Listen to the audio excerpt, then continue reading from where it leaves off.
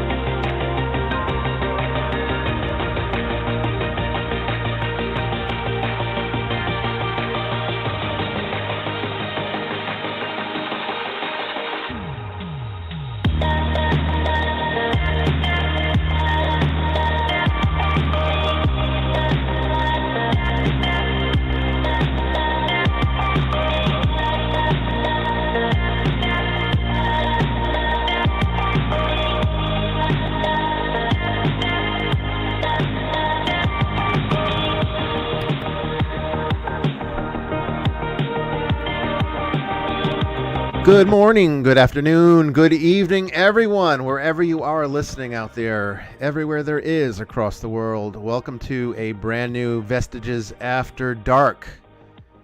And I am your host, Bishop Bryan Ouellette, coming to you live from the foothills of the Appalachian Mountains on this May 4th, 2021. And tonight we've got open lines and open topics. I've been asking people on Twitter to give us some topic suggestions, anything they'd like us to talk about, and we'll be looking at some of those here in a moment, as well as for all of you on the YouTube chat room. Let us know. What do you want to know about? What do you want to talk about? As well, but more importantly, this is a caller show, so give us a call. You can start calling in right now to get into the queue. That number, okay, is 516-453-0138. That's 516-453-0138. Call now, and we'll take your questions, your comments, anything about the paranormal, the esoteric, the metaphysical. Vestiges After Dark is your source for this. Don't go away.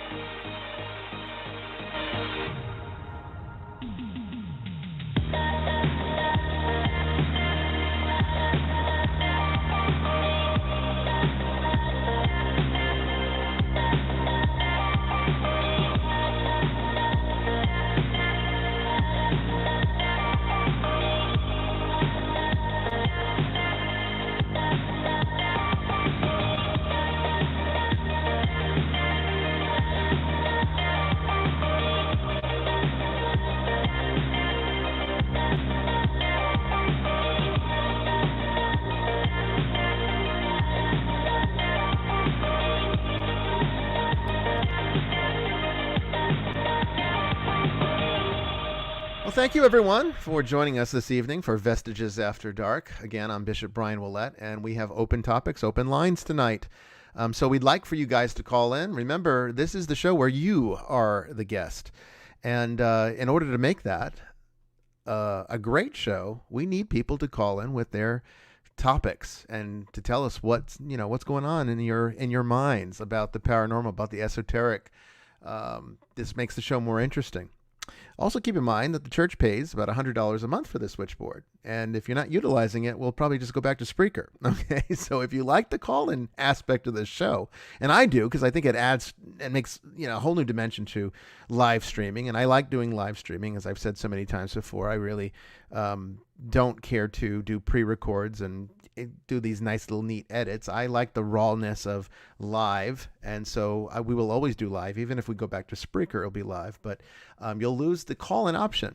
If we're not going to be getting a lot of interest there, then it's just a waste of resources on the church. So please, give us a call. and we want to hear from you. Make the show interesting. We don't attack people here. There's nothing to be afraid of. Okay. But we also are taking questions from social media as well as on the chat room. So, if you got a question, now's the time. Sister Mary Joan is in the chat with you right now. So she'll be checking all of your questions and taking notes so that as we go through the next 2 hours, we will be able to answer some of those questions, or maybe just give comment on whatever is on your mind. I also want to mention that there have been nothing but nonstop thunderstorms here in Georgia today. It has been literally nonstop from the time I woke up this morning all the way till now. It's still going on. In fact, you might even hear an occasional thunderclap in the background. There's nothing I can do about it. It's just that loud, and it's just been that enduring. But, unfortunately, thunderstorms are not necessarily really great for live streaming. So if we get knocked off, you'll know why. It's probably because the power went out, or the internet went out, or something that the live streaming service is dependent upon. We lost it. And if that happens, well, the show just ends when it ends. Hopefully, there it was. Did you hear that? But, hopefully we'll get through this. There's been no outages all day long, so I think we'll be okay. But you never know. 2 hours is a long time, when there's a lot of thunder out there. And, the power tends to go out when it's that way. But it's great. It's actually a great ambiance for the topics that we have tonight. We're always talking about demons and ghosts and things of that nature. So it makes it a little more interesting. It adds a little bit of a mood to it. I like that, But anyway, let's go ahead and get started here. Sister Mary Joan is with us as always. Sister, how are you doing tonight? Good evening, everyone. May the 4th be with you. I knew you were going to say that. I finished. I finished The Mandalorian. I liked it. I liked it a lot. I knew you would. Finally did us some justice. Can I even commit like a sacrilege and actually dare I say that I enjoyed The Mandalorian more than the 4 original first movies? I'm sorry, the 3. It was 3. You had what? New Hope, Empire Strikes Back, and Return of the Jedi. Those were the original ones, right? Yeah, I actually enjoyed Mandalorian more. Sacrilege, yes. Yeah, I know it's a sacrilege, but I thought it was more interesting, honestly. And it flowed better. I always had real problems with the timeline in Empire Strikes Back. Even though The Empire Strikes Back is my favorite Star Wars movie, I would say that the timeline makes no sense whatsoever. And that always bothered me. Whereas I think in The Mandalorian, it actually it flows very well. But maybe that's the difference between a television show and a movie. I thought you got to read the books. Yeah, I've never read any of the books. Puts everything in. Yeah. Well, does it? I mean, does it explain how Luke goes out to Dagobah and it's like, all of a sudden now he's ready to take on Vader a few days later? I mean, does it explain that? Because that never made sense to me. I think in some of the books it does. Oh, really? Well, it's kind of like the Bible. It's a little choppy. Not everything's put in one movie. You got to search for it sometimes. Well, it just doesn't make sense for me because Han and Leia, along with C-3PO and Chewie, are on the Millennium Falcon. They escape Hoth, and they go their separate ways. Luke goes to Dagobah. And the Millennium Falcon, is being chased this entire time. They're hiding in the asteroid where that creature almost eats them, or they actually end up inside the creature and they have to, get out. Eventually going to Bespin, the Cloud City on Bespin. And, you're led to believe that takes place over the course of just a few days or weeks, maybe weeks. You might argue that those were weeks. It still doesn't seem to make sense that Luke was able to do everything he needed to do on Dagobah in the time period where he goes out to Bespin to rescue him. So that always, even as a kid, I was like, this is really messing with my head. But I don't know. I was 6 when all of this started. That's not what I was thinking about. Oh, really? I thought I wanted a lightsaber and I wanted Boba Fett's armor. Oh, okay. Well, there you go. Yes, if you read all of the books, they flow a lot better. Oh, well, I do believe there is one that addresses Luke's training. Okay. Well, I just hope that there's something that makes that make sense, because I always was bothered by it, even to this day. But, one of the things I want to mention before we go ahead and start looking at topics and questions that, the audience might have for tonight's open show, is I think, last week we did a experiment. The experiment was to get everybody who was willing to think and meditate and give intention out to the universe, demand to the cosmos. Remember, we talked about the egregore, the demiurge, all that stuff. Mm-hmm.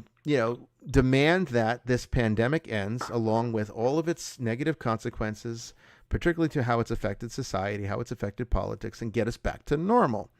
And we told the audience last week to do this for the next 7 days. So that was, for 7 days at 3 p.m. Eastern time, we were supposed to all be thinking and meditating for a few minutes on that intention.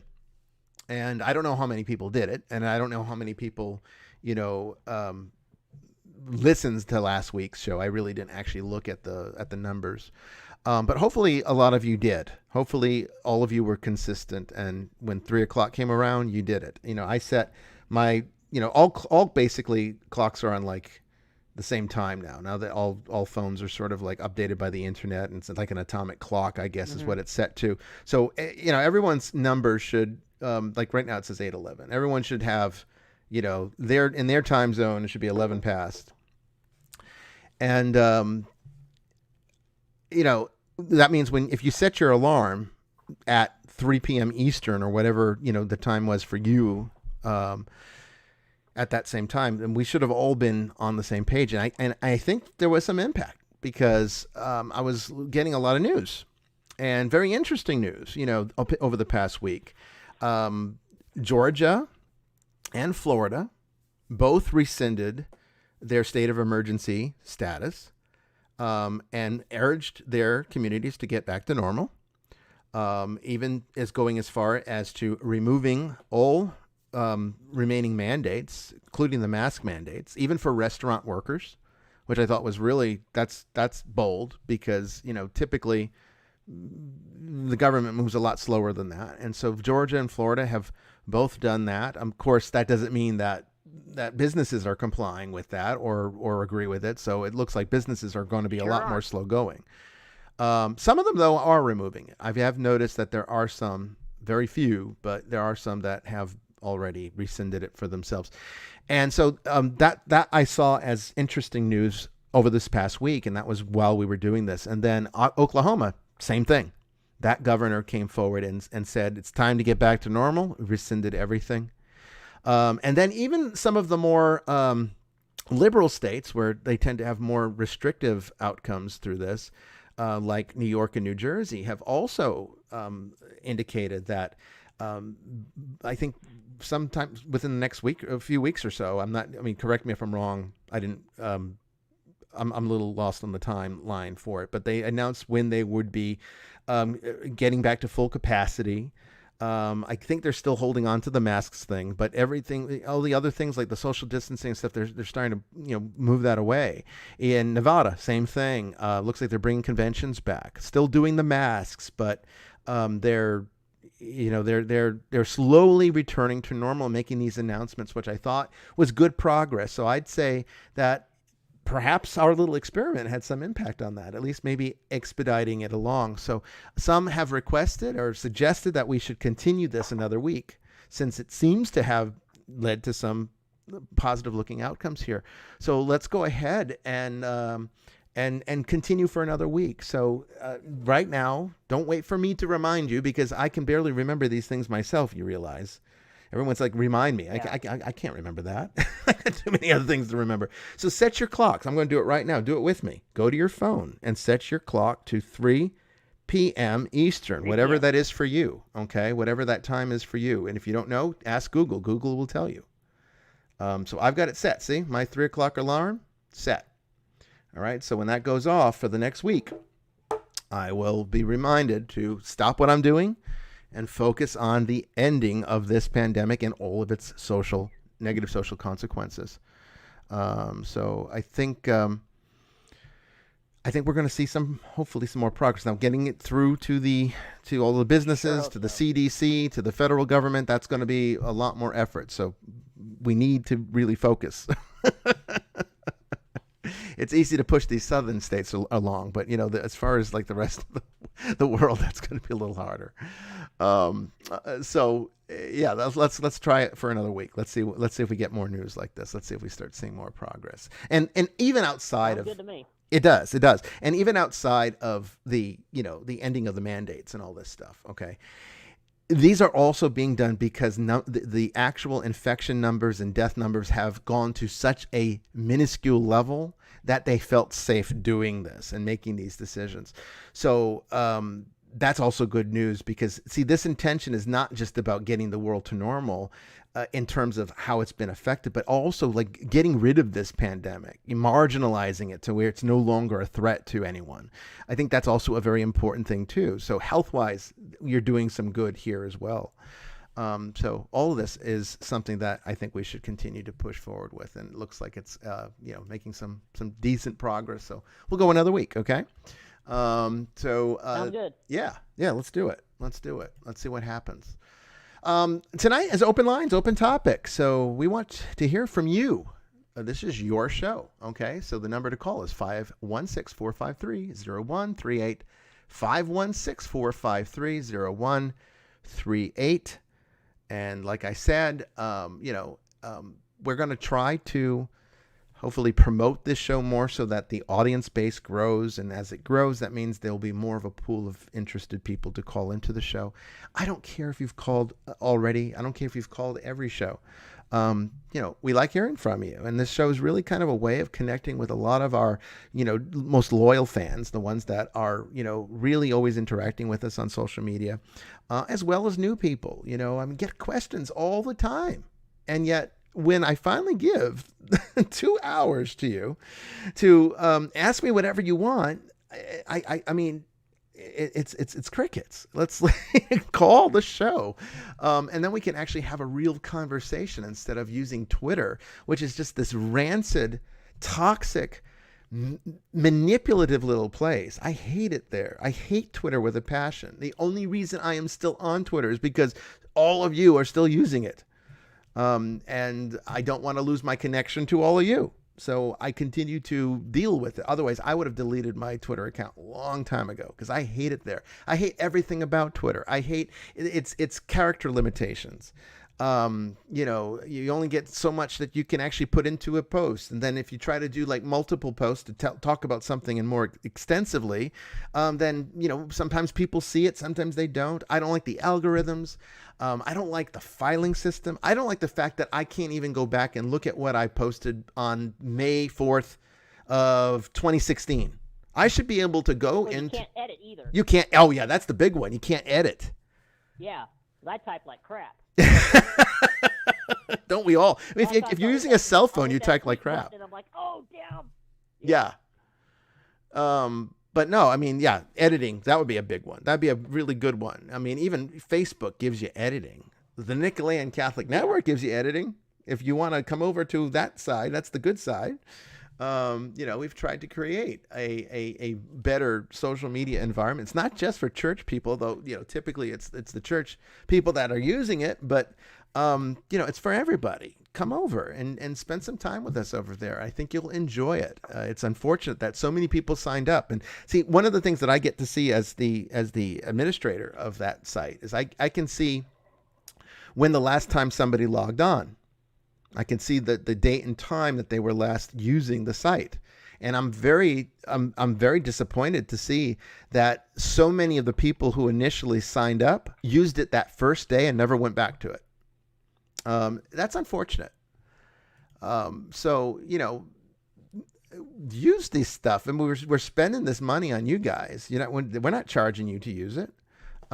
It's there whether you donate to the church or not.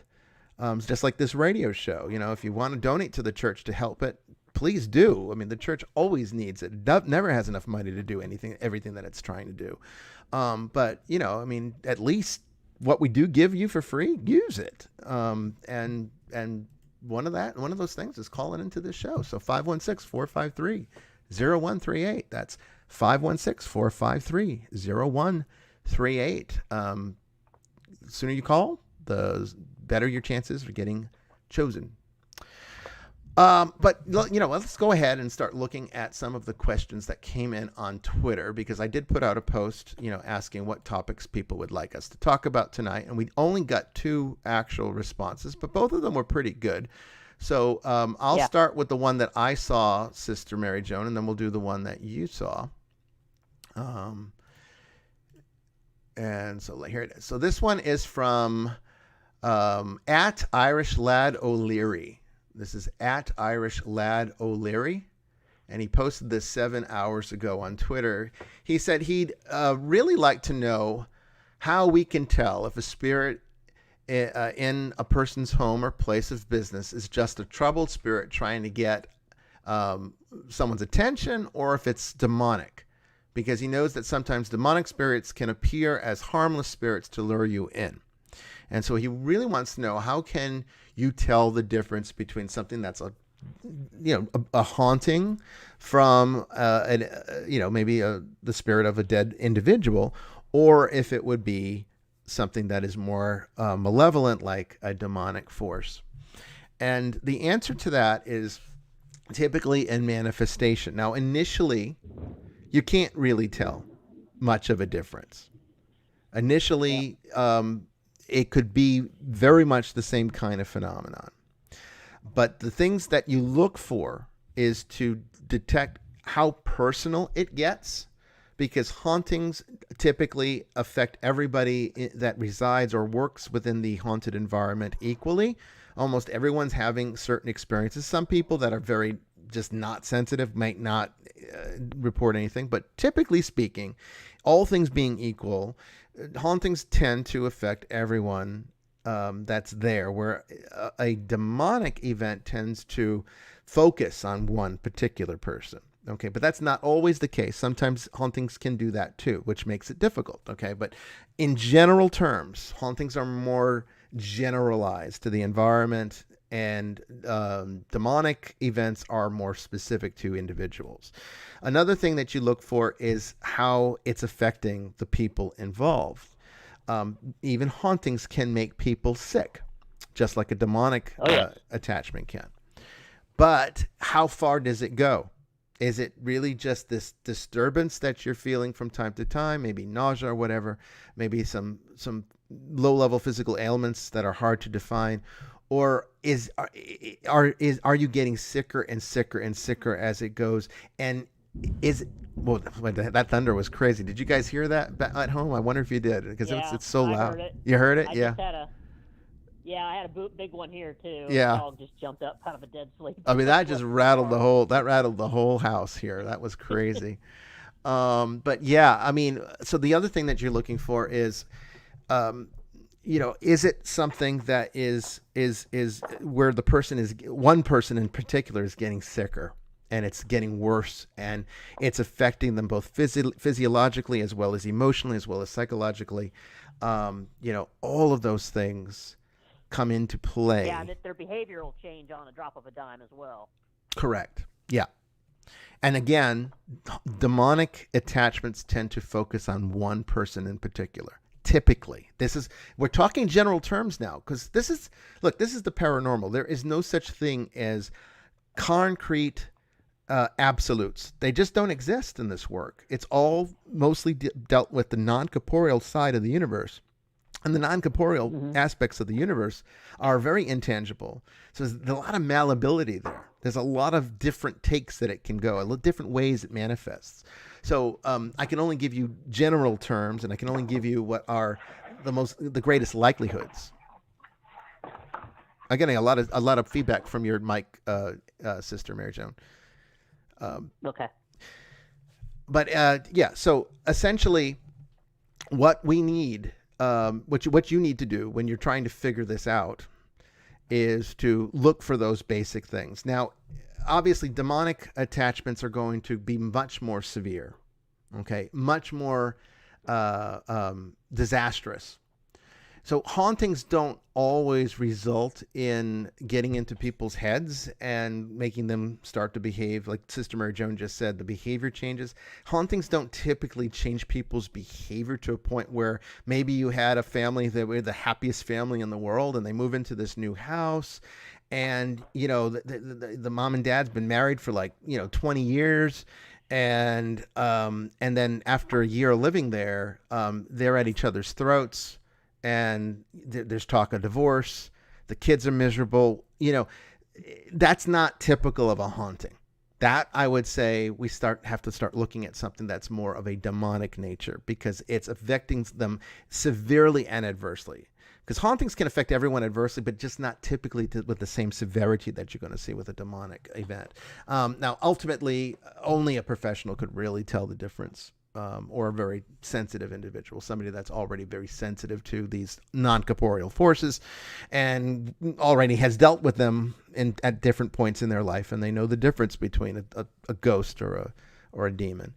And not to mention that ghosts don't typically, when it's like an individual that is stuck, they don't typically stay benign for long, and so it's very common for an individual that has died, wasn't ready to go. Maybe their last thought was anger or rage or whatever at their untimely demise, and now they're stuck in this attachment to life, with this hostile instinct built within them, that they soon degrade into, we call it spiritual degradation, where they degrade and become what is known as a wrathful spirit. Now, wrathful spirits are very typically what you would call a demon for all intents and purposes, even though they're not really demons. They behave a lot like demons, and you really, for all intents and purposes, you have to treat them like one once it reaches that point. So it's never a good thing when grandpa or grandma's hanging around for too long. You might think it's quaint. Oh, they love us. They're still watching over us. I still know they're here. You might think that's great, and it might be great for a while. Doesn't stay great for long. Okay, understand that spiritual degradation will get everyone. And when that happens, it starts to degrade into what is known more as a wrathful spirit, because all that's left is just the raw emotional instinct, and that's never good, because that's typically where all of our violent tendencies come from as a human being. We're not exactly good people, if you hadn't noticed, and we're very, very jealous, very hostile, sometimes very violent. Look at all the wars that have ever been fought in the world. We kill each other. We do. And all of that comes from that more primal nature, that instinctual nature that's really more from our ancestors as animals. And that doesn't bode well for spirits when they degrade down to that's all that's left. And that's where a lot of that comes from. So hopefully that answers the question. What do you think? Think it does, sister? Anything you want to add to that? That was explained wonderfully. Oh, well, great. I appreciate that. No, it's just I have to wonder, because you remember the case we had down in my neck of the woods with we figured that it was the father of the client. Yes. And we identified that that's who it was, and she and her mother were just adamant that they did not want us to move him on. Yeah. And I'm just anxious to see how that ended up, because it's been a few years now. Yeah. And we tried to explain to them what was going to happen, and they did not want to hear it. They didn't want to hear it. When they found out that we were coming in to set the spirit free, they cut us off completely, because they did not want us coming in to do that, which is really unfortunate. Thanks for coming. Have a good night. Yeah. Very selfish. Like, oh, okay. Very selfish decision for them to make, because you're going to inhibit your beloved family members' process. You don't want what's best for them. You're hurting the departed. Yeah. I mean, how selfish can you get? So yeah, that's the unfortunate side of it, and that's also spirit attachment. It can happen both ways. They can attach to us, we can attach to them. It's just as toxic. Calling in from the 608 area code in Madison, Wisconsin. Hello, you're on the air. Hi, I'm calling in from Wild Rose. Oh, wonderful. Well, welcome to Vestiges. Hello. Wild Rose, Wisconsin? Yeah. Okay. Have you called before? Yeah, I called on the first episode back in March, I think. Yeah. I recognize your voice. Yeah. How are things going up there now? Yeah. Good. Well, the good news, the weather's kind of cleared up since then. Had a warmer weather over the weekend. It was got up into high 80s. Yeah, that's pretty warm for this time of year up in Wisconsin. Because I just came back from Illinois and we had a couple of days of snow. Yeah. So I How don't. are things going with your paranormal problems? Yeah, there? why don't you, before you actually tell us an update, tell the audience what you called in about, because some people might not have listened to that show that you called before. So tell us remind everybody what went on, and then tell us what's been going on since. So back in the first episode, I called about my late grandparents' cottage and my experience over there. That about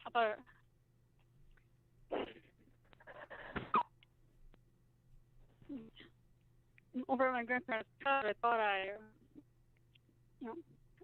thought as it goes, I thought I saw someone knock at the door. When I go to open it, no one's there, and then probably maybe sometime later, I thought I heard an older man say hi, and I'm like, only one there. Mm-hmm. Right. Yeah. Okay. As of going. I'm sorry. Go ahead. As going back there later in the year, because you had to get something fixed there, and it didn't happen again. And over the weekend, I was over there on Sunday helping, raking up all the pine needles on the ground, and nothing further happened. Okay. So it's pretty quiet. I think we decided that was probably maybe your grandfather just sticking around, checking in on you. Does that ring a bell? Mm-hmm. Yeah. Yeah, and he may know that you're content. It's a good sign that you were able to go there and not have any disturbance for that visit, because again, getting back to the first question that we took from Twitter, another thing that you can tell the difference between something that's more malevolent and something that's more of a benign haunting is the duration and frequency of events. Demonic events tend to increase in intensity as they grow in power, whereas hauntings tend to eventually level out or just stay at one level and they never change, or they slowly fade and dissipate. So it's always a good sign when you can actually go to a place where you've had a paranormal encounter or disturbance and not have the event, because it shows that there's a waning of activity. And that's good thing for two reasons. One, it tends to lend itself to be non-demonic, and two, it shows that whatever spirits might be trapped there, if that's the potential, they're moving on. And that's always what we want, ultimately, is to get every one of these spirits to a point of rest and crossing over, as we would also call it. So that's a good sign. That's really good to hear. Yeah. Now, did you feel comfortable the whole weekend you were there? Yeah. So kind of That's comforted and felt good. Yeah. So that Mm-hmm. and the situation may have resolved itself. Yeah, it does. So that sounds like a very good thing. So, I mean, I would say continue on with what you've been doing. And it looks like it's waning. I mean, that's what it looks like. I mean, that's not always the case, but I mean, if you didn't have an encounter this time, I'd say that's a good sign. And if anything else happens in the future, give us a call and let us know.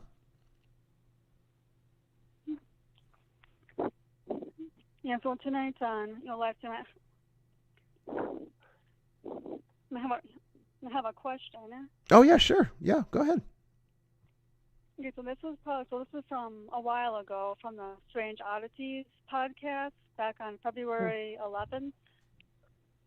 Okay. Mm-hmm. And they're talking about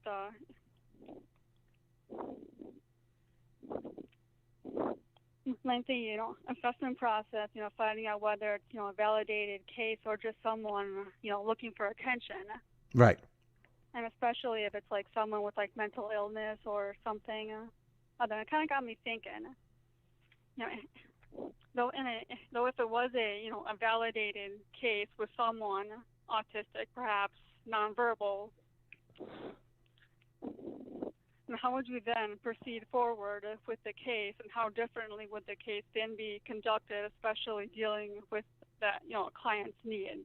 Oh, that's an excellent question. And That's an excellent question. yeah, I mean, that's a fantastic question, and it's a good one for the audience to know, because I think sometimes, I joke about this, but I think a lot of people out there envision us as just like going around neighborhoods, knocking on doors and coming in and doing exorcisms, when it's, not anywhere near close to that.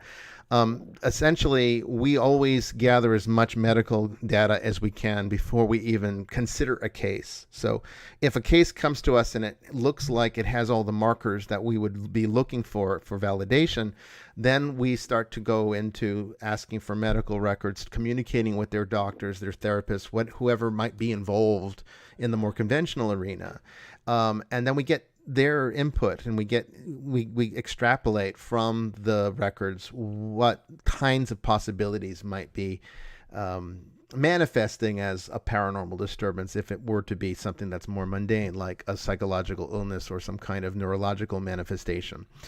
And that's very much likely impossible. So we have to be very careful. And also it's important for us not to feed into the delusions of a person who might be psychotic, for example.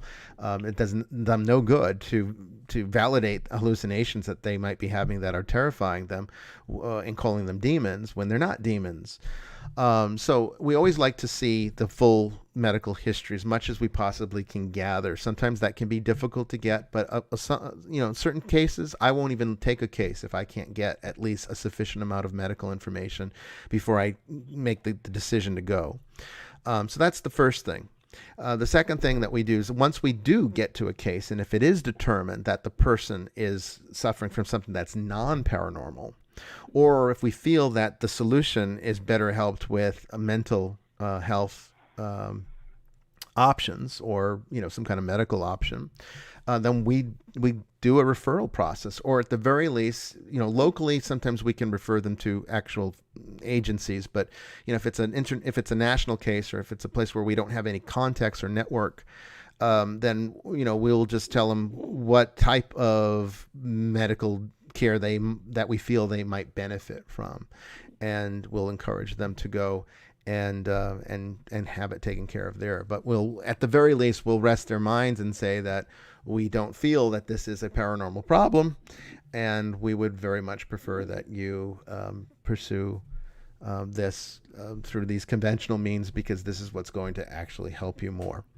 And that's how it's handled. And in a lot of cases, I'd say that that's what we end up doing most of the time, is referring them to other. Our last case that we took resulted in the entire family going for family counseling.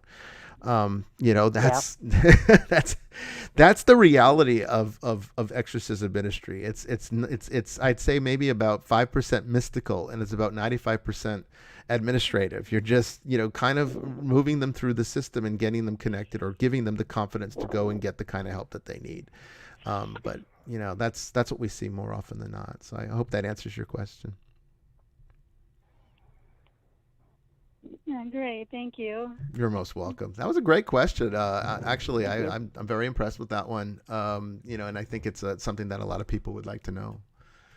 So hopefully I find it interesting too, especially with clients that may have children, or even clients themselves that may be on the spectrum. Mm-hmm. I found it through the work and just talking to so many different people that folks that are on the spectrum tend to be more open to the veil and to the other side. Yeah. So when you have a situation with a nonverbal person, that can be real difficult, because they're trying to convey to you what they're seeing, and you really, that's where dealing with the parents and the caretakers becomes so important. Oh yeah, it's a network. They may be a medium, yeah. Their support group, Yeah. It has to be. The main thing is getting down to what the problem is, and a lot of these kids are and even adults tend to be kind of mediums and just don't know how to deal with it because they can't convey it to their caretakers what they're seeing, what they're dealing with. They just lash out. That's true. Yeah. And that's why you need to have the entire care team working. And ideally, that's the doctor, the therapist, and the exorcist. I mean, honestly, that's the ideal thing. You can't always get that type of collaboration because a lot of times medical doctors don't want to talk to us. And that does become an inhibiting factor to getting the care that the clients need. But, you know, I have in many cases worked with at least psychologists and therapists who are more open to discussing these things than typically psychiatrists and medical doctors are. Calling in now from the 208 area code in Idaho. Hello, you are on the air. Hi, Bishop Bryan. This is Paula Kaye. Hi, Paula. Hey, Paula. Good to talk with you. Good to talk with you guys. Yeah. Yeah. So I have a bit of a story, and to be honest, I don't know what we're going to make of it at the end. So, but my husband and son and I, we all kind of experienced this about a year and a half ago. Okay. And it's just always kind of been on our minds. So I just thought I'd see what you guys think of it. Yeah. We'd love to hear it. We moved here. Okay, so we moved here to Houston. We lived in Idaho most of our lives. We had a relationship with a young woman since the time she was 3 years old. And just to give you a little bit of I think you need a little bit of information on her to kind of, so that you know where I'm going with the story. So she was only 21, recovering alcoholic, had suffered a lot of trauma in her life. She'd been sexually abused. But her biggest drug, a lot of different things, and she's been clean 8 years, working really hard. Always kind of had, always would tell me that she could see things, very open to whatever it is out there. So just to give you a little bit of a refresher. Okay. Gay came out about 8-9 years ago, and had a really hard time with religion. She was raised LDS. And that was very traumatic for her. She started going to a Christian church, and this is terrible. This really bothers me. They had proceeded to try to tell her that she had to pray the gay out of her, that the reason she was gay was because she had been sexually molested by her grandfather. So needless to say, without going into much more of that, she was just turned off from church and religion 100%. I can see why. Yeah. Yeah, exactly. So my husband and I, it was coincidentally was right at the time that we found you folks and started following Mass with you. Always been Catholic, raised, baptized, all the things. But, you know, I've said, you guys, I'm sure you've read, we clicked with you. So I had been relaying some of this to her and sharing this information with her. And she was really starting to become interested and starting to ask me lots of questions. And we were having really great conversations about religion and faith and church. And I would, all the things that I was learning from you folks, I was sharing with her. Okay. So fast forward to this story that I'm going to tell you. I just had to give you the background. Yeah, sure. So we are driving home one day, and she's telling me that she wants to get baptized Catholic. She wants my husband and I to be her godparents, yada yada. Having a wonderful conversation. Wow. Everything, because we'd really been talking about this. Well, she was a manager of a vape and CBD store, and this all happened about a week before. She asked us. She was really sweet. Made a really big thing about it on Christmas Eve. It was very emotional. We were all happy, we were. She hadn't been any part of her family or anything anymore, so pretty much on her own. She calls me up one day from the store, and she's freaked out, and she says this gal came in, and just very dark. Everything about this young woman was dark. She, she was wearing the kind of the garb. I didn't think much of it. Gothic. Upside down cross, all those, all that kind of stuff. Right.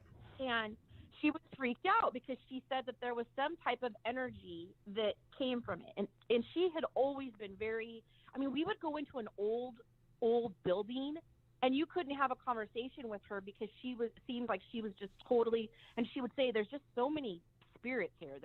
Constantly, this was always happening. So I didn't have reason to not believe her. I've never had any experiences, but I listened, and and she was just freaked out. So she called some friends to bring in sage and do that whole bit. Well, it was right after you folks had talked about how dangerous that can be. Mm-hmm. It's It not can done be, properly, yes. and so forth. Right. Yeah. So now we get into the interesting part of the story. Okay. I tell her to come over that night. So she gets in the car to come over, and all of a sudden on the freeway, the car starts to not work. It starts to have a smoke smell, and the brakes aren't working. Hmm. Oh crap! So, yeah, it was. So she was able to get off of the freeway. Has no idea. Calls me crying, upset, all of that. So we pick her up. We get people to come find out. Nothing was wrong with that car. That car, it would start for everybody, but it would not start for her.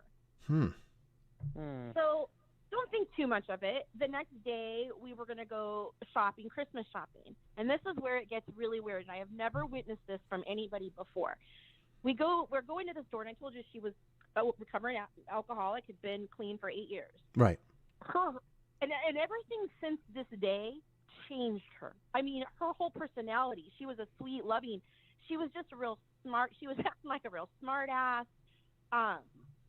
She started mocking the thing about the godparents and just really combative. Yeah. And we go out, and she's telling me how she's going to get a drink, and she wasn't, she didn't have. There was nothing about her we'd known her since she was a little girl. She didn't have tendencies to be, overly dramatic, or, like you would think, like almost like maybe she was in a psychosis of some kind. Yeah, sure. Mm-hmm. I've never witnessed that of her before. So I'm getting freaked out because she says she's going to drink. She's just tired of all this. And I start bringing up about the religion, and she gets angry. I mean, angry, where she's screaming and yelling in the Target about God. And it was the oddest thing I have ever seen. Yeah. And I just shut up about it and said, okay, I think we need to go. Let's go home. We drive. I don't speak. She's just constantly in a very different way. And I'm not saying she was possessed or anything like that. I just don't know what it was. Very odd, acting just very different. We get home. She's just starting to pick a fight with my husband, to my son, stomps out and leaves. And 3-4 days later, and I don't hear anything from her. So I get kind of worried. Mm-hmm. 3 or 4 days later, I call. She says she's sick. She slams the phone down. That's that. I get this really, really weird feeling. So we go driving across town to her house. No answering. She won't answer the door. Nothing. We leave, and I just have this feeling. It was the weirdest feeling. So we go back. And always follow your gut. Always follow your gut. Exactly. Yeah. We go back. She cannot move. She's on the bathroom floor. She's just been sick, no fluids for about, I think, 16, 17 hours. We take her to the ER. And again, she begins with this weird mocking about God and religion, and we're trying to sign her in, and she's like, oh, yeah, this is my God. Embarrassing, odd, and weird. Yeah. Did she relapse, Paula? Were you able to ascertain whether she relapsed? She had not relapsed. Okay. We had blood tests, so when we got to the hospital, I say to them, well, they already know because she's in the base, the database as being, the system, she'd come in, yes, for drugs and stuff like that. So that was I asked them, can you do so they did, and they can't figure out what it is. So they get her an IV. They go out. She starts vomiting, black. I mean, pure black. And that sounds familiar, doesn't it, Bishop? Yeah. Really? So the whole time I'm standing, and then they're coming in, and they're like, well, we don't know what she has, but we think she might have C. diff. I think that's what it was called. And you know, it's highly contagious, and I have my autoimmune stuff, so they're all worried about me getting it, and they start roping off her room. You know. Oh dear. And I'm holding this bag as she is vomiting up black. And the nurse comes in, and he goes, "What in the hell is that?" I said, "Well, she just vomited." Yeah. And he goes, "Why is it black?" I don't know. Yeah. So we get her, and the whole time she's in there, she's being mean. She was mean to the nurse. I mean, it was completely embarrassing. She starts talking about there was a code going, and she said, "Oh, so and so just died up there," and you know, she's just talking about all these spirits and stuff that she can see. So, and we get her IV'd up. They think that's what she has. They're going to give her antibiotics. The C. diff is what they think she has. We take her home, get her to bed. Her girlfriend's there. A couple days later, I was going to go take her to get her antibiotics. She couldn't afford them, so I was going to try to pay for them. She wouldn't let me. She starts this extremely loud argument in the store. I said, "Let's go. Let me just take you to the doctor." She tries to get out of the moving car as we're driving. I mean, this is just not a normal, you know, this is not. Right. And Normal I tried to behavior get her for her. Yeah. Oh, completely odd. And she won't let me. She starts talking about, now all of a sudden she hates me. And, you know, I'm thinking, and I am thinking, did she take something? Did she take something she didn't know after the fact? What's going on? And after that, we have never really had a relationship since. She wouldn't take my call. She didn't want to talk about God, didn't want anything. And my husband and I and my son, I mean, to be honest, it was a weird time. After she'd been in our house, we experienced some pretty weird stuff ourselves. I mean, just trouble after trouble. But you know, I don't know. I wasn't scared. I just kept praying and doing my thing. And we're pretty strong in ours, so that stuff didn't freak me out. But it was like every time I would call, it was just a little bit different. But she always would bring the religious stuff up. I guess that's what was. And then it just stopped, and I stopped. And I think months went by. Is that right? Ask my husband. Months went by, and the she shy finally husband. reached out. Uh-huh. What's that? The shy husband. Yes. Making sure that all my engineering husband, making sure all my details are. Yeah, we got you, buddy. We got you. He's like, "I know she talks a lot and fast, so I'm just here to shut her up with it." But, yeah, so it all stopped. She reached out eventually, very cold, and we just decided, you know what, this isn't something that, you know, we because she didn't want anything. It was just, she wasn't her anymore. She literally was different, and that was it. And then we moved. But we all three have talked about how we just wonder, do you think there was anything paranormal about that? Well, what does her? Did you have a chance to talk with her girlfriend? What was her take on all of this with the change of behavior? I did, and she wasn't like that with the girlfriend. Okay. It was us. Uh-huh. Well, my 2 cents is you have someone who was actually been in a dark place, and her sexuality has absolutely nothing to do with it. A lot of people say it is, but it doesn't. Well, other than the fact that a person that is already conditioned to think that their sexuality has some kind of negative impact on their moral system, that could become a vulnerability. Down her throat, yeah. Yeah. Yeah, you're right with the LDS stuff, but it sounds to me, and Bishop, obviously you'll have a more educated answer. It sounds to me like she was thinking about changing her life and pursuing faith, and the devil really doesn't like it when he has someone in their grasp and then they're ripped away from him. And you two were a positive influence on her. And so I don't know if it was the emo goth chick that came in that could have been into some dark stuff, but it sounds to me like somewhere she picked up an attachment and it manipulated her. Yeah, I would actually. Only since listening to you guys, but. I'd expand on that same line of thought. I mean, honestly, it has a lot of the markers of demonic possession. It does. Yeah. So that's definitely a possibility. I mean, short of being able to investigate directly to know. It has a lot of the markers just by the things that you've already mentioned.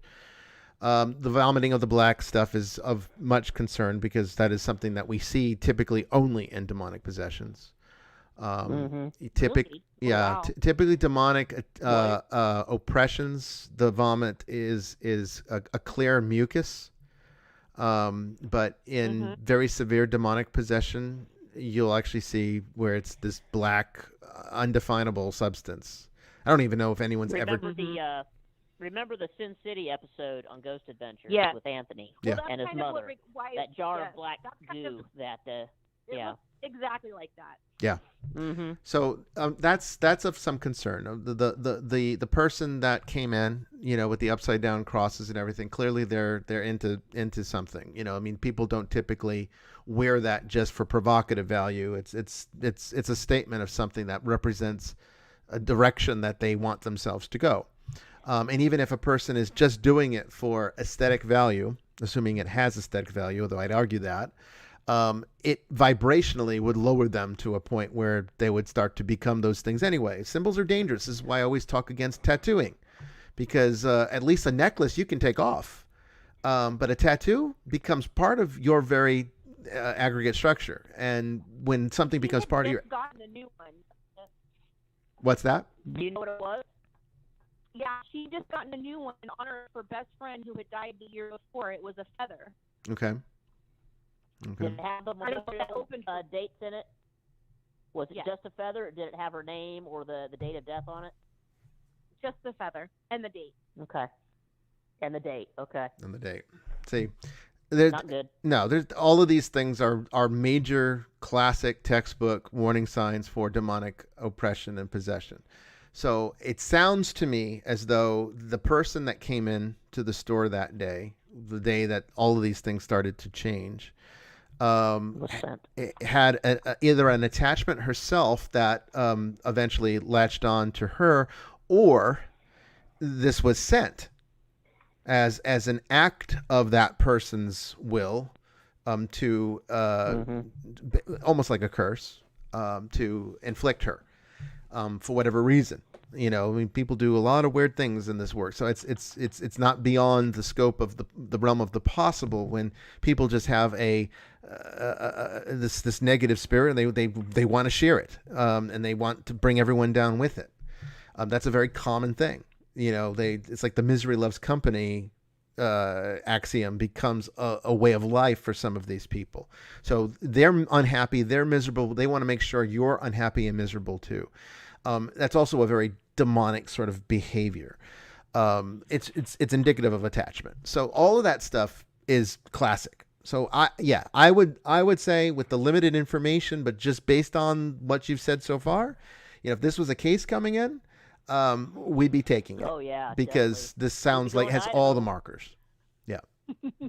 Well, I definitely thought about it, but she got and you can imagine. I mean, I didn't say possessed, but I told her you're acting really different.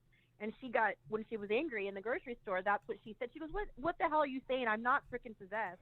And that was where her I would love to talk to her. Yeah. I really would. And see, that's how you know it's probably genuine, because typically speaking, the people that come to you and say, I'm possessed, I've got demons, I need an exorcism, I need your help, these are the ones that almost always are not. In fact, to this day, I have never, ever had a client that wanted to meet me who was genuinely possessed. Never. Not even close. Getting them to even pin down a date where I could actually come over. A lot of times we've had to trick the client and work it out with the family and just show up unexpectedly. Because they'll cancel on us last minute. Yeah. Yeah. So that's what it sounds like to me. And absolutely. That's how it would have been. There's nothing that she wouldn't have let. There's no way she would have let you guys anywhere close. No, I'm sure. I mean, that only validates even further the possibility of what this is looking like. And when you factor in also the history of her having all these supernatural sensitivities, and then you combine with it the alcoholism, which is an emotional and psychological vulnerability, and then on top of that already a troubled history with the church, and and the classic symptom of all is sexual abuse. I mean, it is almost always in the histories. How many of our clients have been sexually abused as children? Almost every single one. I mean, anyone that has had a genuine demonic attachment, I can tell you right now, every single one that I can think of has had some kind of child sexual abuse in their history.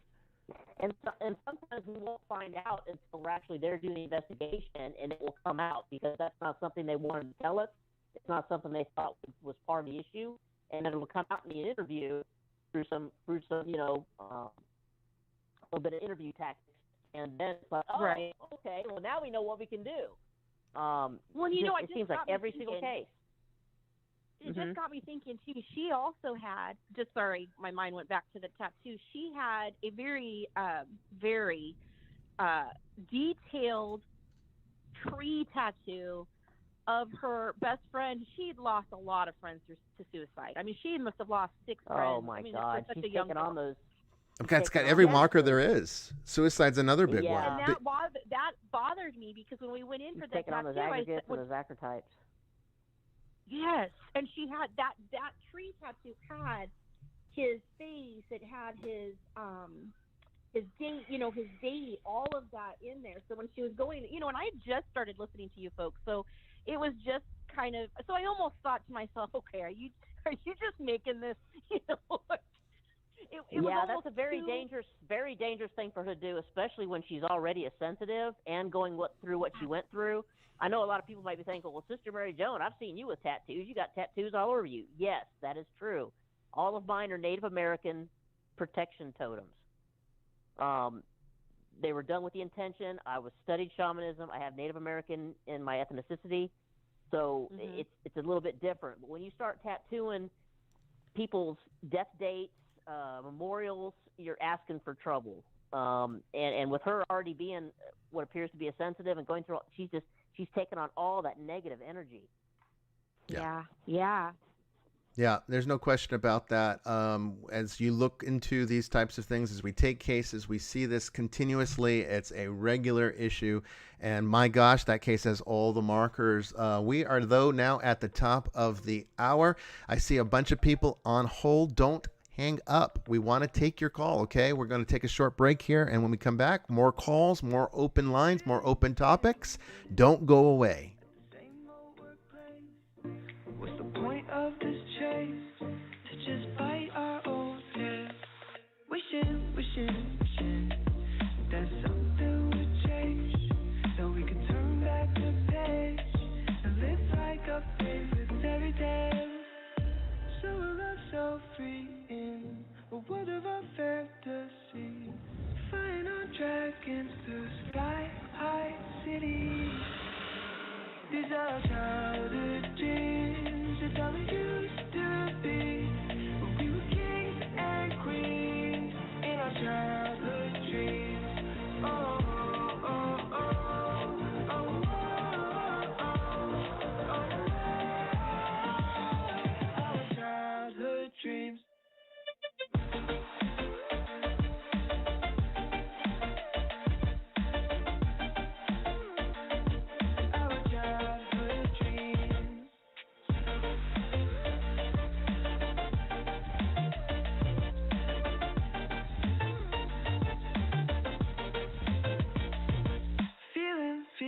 Feeling. I feel so lightweight when I think back to those days, but then we went our own ways. I'm thinking about what needs to change, that we could turn back the page and live like our favorite fairy tales. So we're all so free in a world of our fantasy, digging up treasures and sailing across the sea. These are childhood dreams, it's how we used to be. When we were kings and queens in our childhood dreams. Oh, oh, oh, oh, oh, oh, oh, oh, our childhood dreams.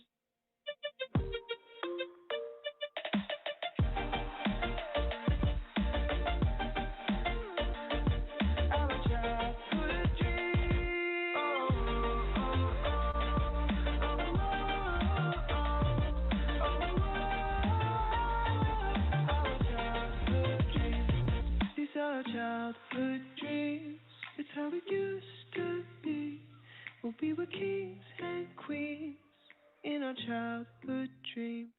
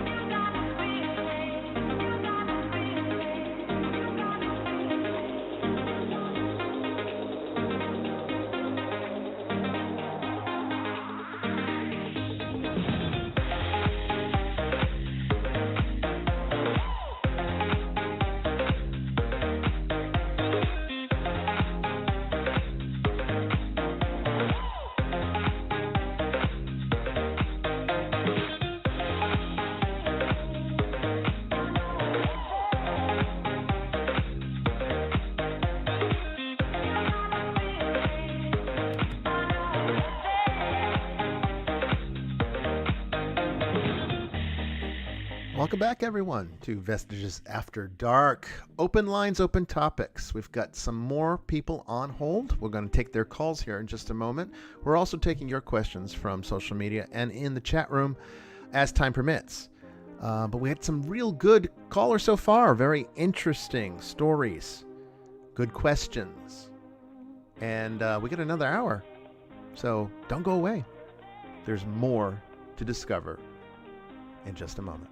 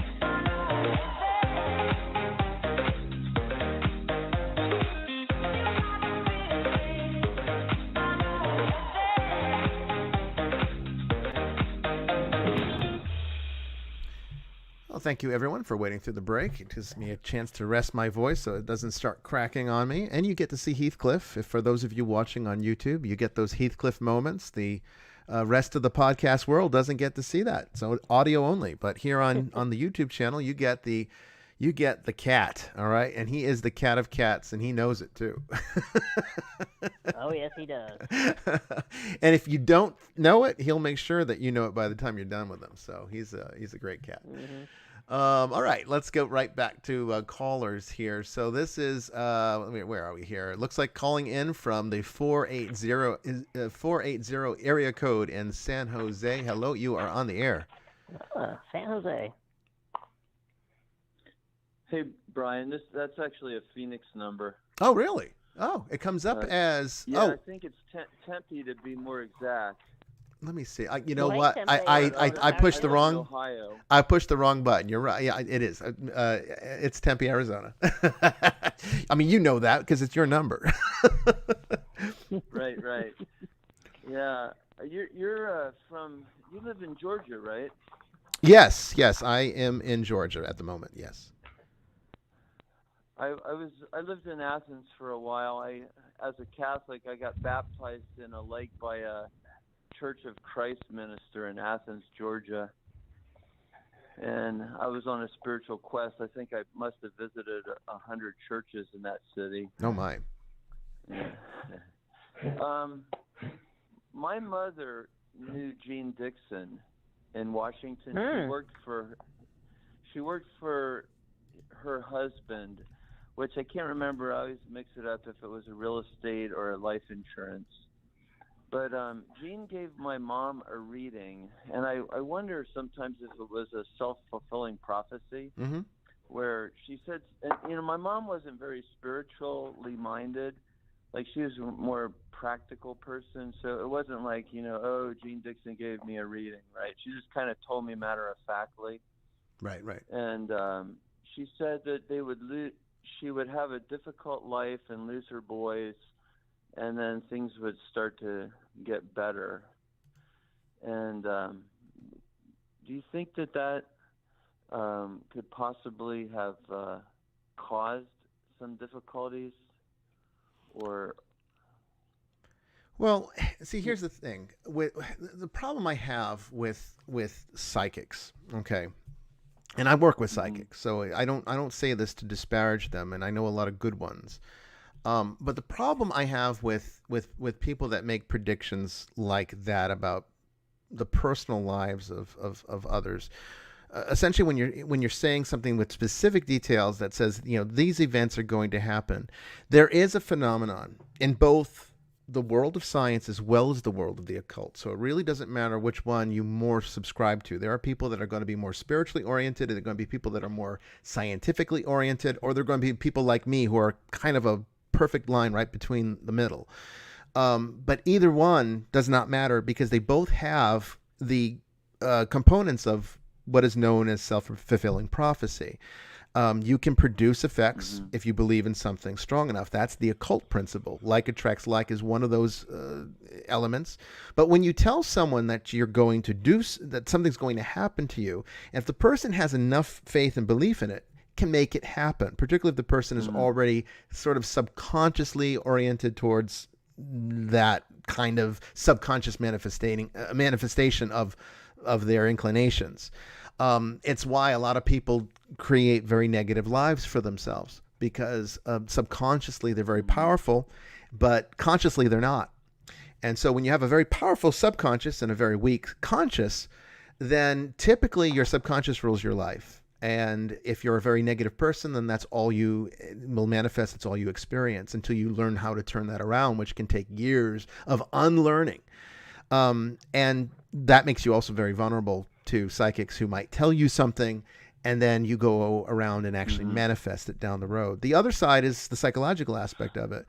It's been proven. We've seen studies. There's studies in very respected psychiatric journals that show that a person can manifest things out of their own belief systems. If they really think they're rotten, lousy scoundrels, then that's typically what they will find a way subconsciously to become. So it works in both directions, spiritually, metaphysically, as well as scientifically, and in more concrete terms, at almost the physiological level even. There's many studies of people in cultures like where Voodoo, for example, is very popular. So obviously in the Caribbean, even in southern United States. And you'll see, where curses are a big thing in that culture. Belief in curses, and also knowing people who know how to actually put a curse on you. And all you could really do is go to them and say, leave a dead chicken at their doorstep.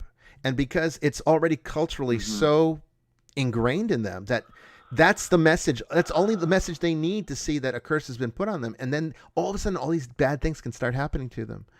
So to answer your question, yes, it absolutely can. Whether or not it did is another, that's kind of difficult to know, but it can. And that's why I'm very much against giving people very specific data points randomly from their life and doing these cold psychic readings. I don't think that that's really right. I prefer psychics who are kind of more like, if we're going to do psychic stuff, I prefer people to do things where they ask a specific question and then get an answer as to guidance as to which direction to go in life. That tends to be a lot safer of a path than just simply saying, okay, go to a psychic, tell me what you see. And then they start rattling off things about personal issues. Yeah. Because everyone has a spiritual body and a spiritual mind living in their flesh and 5 spiritual senses. So I believe Adam himself had the charismatic gifts, but maybe because he fell, they remain dormant. So all humanity has this ability, but it's interesting. It's so difficult. Christianity is of a certain mindset, but Jesus, he talked about how the centurion had incredible faith. And, if you read like the book of Malachi, God is saying through Malachi that I'm a king among the nations, and everywhere people make altars to me. Do you see in the future that Christianity will somehow open its mind a little bit? Well, I hope so. It's part of what the Nicolaitan Catholic Church is attempting to do, is not necessarily change Christianity, but to expand its resource in a sense that, well, first of all, it should operate without fear. And too many of these other conventional denominations are making their decisions based on fear. A lot of them reject these things out of a fear of evil, a fear of the devil, a fear of going to hell. And that's the worst reasons for doing anything. The absolute worst reason for being a Christian is because you're afraid to go to hell. That's the very worst one you could ever come up with. It should be a love of God. That should be the only thing. Father. Yeah. So Can I share one quick experience? Yeah, go ahead. When I was a kid, I'm still a kid, and I'm 59, right? But when I was about 6 years old, my mom and my brother, we lived in D.C., and there was a lot of spiritual phenomena for some reason in the house we were renting. Mm-hmm. And I remember my brother, he's been plagued with alcoholism his whole life, and I'm the older one. And I remember one night we had twin beds, and we had the crucifixes on the head above the headboards, right? Mm-hmm, right. And a little nightstand. And my brother had a really terrible nightmare. My mom came in and was comforting him and like sleeping in his bed with him. And I sat up on my bed and I looked across, and there was a little like spirit. He looked like a man, but he was only probably like maybe 2 foot tall, right? Mm-hmm, right. And he was kneeling like one. I saw this, right? And I said, "Mom, there's a man by your bed." And she's like, "Go to sleep, Sean," And I laid down and I sat up, and this thing was still there. And I did this like 3 times, and I think the 4th time my mom said, "Sean, go to sleep. You're scaring me." And I wonder sometimes if that spirit had something to do with that dream and that my brother had. And another thing that happened in that house, I've had open visions in my life. I've had several of the charismatic gifts. I've experienced them. I'm not operating and discerning of spirits all the time like as your gift. Mm-hmm. But I had a dream or some kind where I was in a huge cave. I remember this very distinctly. It was a huge cave, and there were like these angels that looked like men, like they were archangel type of figures, right? Right. And one of them was in charge, and on the wall of the cave was like a movie screen where you could see out into things happening in the world. And I saw this like great plain where there were like grasshoppers going one way, and then it turned into like armies going the other way. And I don't know if it was Lucifer or Satan. I know that the name Lucifer is very, it's not really in the Bible. Whatever that serpent was, that talking snake that one of my pastors once said, "How subtle is a talking snake," right? So we know it was a spiritual being, right? Yeah. Yeah. and this angel said to the other angels, and I don't think they knew I was there, and he seemed very smug and very proud of himself that he had caused this type of activity on the earth, for brothers to kill brothers. Mm-hmm. Anyway, I just wanted to share that with you. No, thank you for that story. I mean, honestly, I want to get back to just one thing that you said that was of great interest. That's a pretty powerful dream. Okay. It is.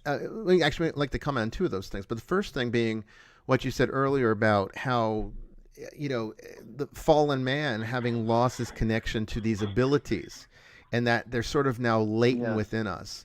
And I would argue that is absolutely 100% correct. That psychic ability is not some kind of evil thing, as a lot of churches tend to treat it. It's really a natural condition that has been suppressed by our fallen nature, because vibrationally we've fallen out of sync with our higher aspect of creation that we belong to, but have now fallen from.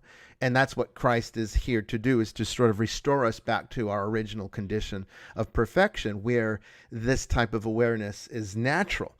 So I mean, what psychic ability is and why it seems so mystical and paranormal and mysterious and almost uncomfortable for some people is really because we're vibrationally not compatible with it. But every now and then, we can raise enough of our vibration to experience something. And some of these individuals are naturally raised in these areas, like yourself. If you're having visions, and I'm very much like you in that respect. I've had visions my entire life.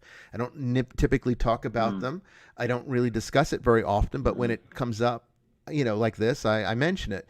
And that is absolutely vibrational resonance, and from God. It's not from evil. It's being able to see. And I actually use a lot of that ability in my work, because it helps me with discerning the various aspects of a person's case. So I really think that Christianity does need to open up a little bit, get a bit outside of its box. It was never meant to be in the box. It was always an out of the box kind of religion when it started out. I mean, let's face it, it's essentially the biggest Jewish heresy there ever was, as far as Judaism is concerned. Look at how Jesus constantly upset the system all throughout Scripture. So I think it should get back to some of its roots there. And anytime we start to fall into these conventional categories, to remind ourselves to be more like Jesus and jump back out again. And that's hopefully what we're trying to do. But it sounds like you're very naturally inclined. It sounds like, at least vibrationally, some parts of you are still very tune. Yeah. And that's why you see these things, and that's why you experience these things. And I'm glad that you are not afraid of them. I really enjoyed your YouTube video on "Do Angels Have Free Will?" Oh yeah, that's a popular one. Yeah, fascinating. That is a good one. That was a popular one. It's probably one of the most watched. I'll let some other people call in. Thank you so much. Thank you. Thank you for calling in. Yeah, Take I care, appreciate it very much. Thank you again. Bye. Thank you. Yeah, I mean, sister, that's that's a good question. His question initially about psychics and whether or not, being told by a psychic that something's going to happen. That's always a risk, don't you think? Yeah, it was for me. It's always been said that a good psychic won't tell you anything real negative, because it can mess with you. Yeah.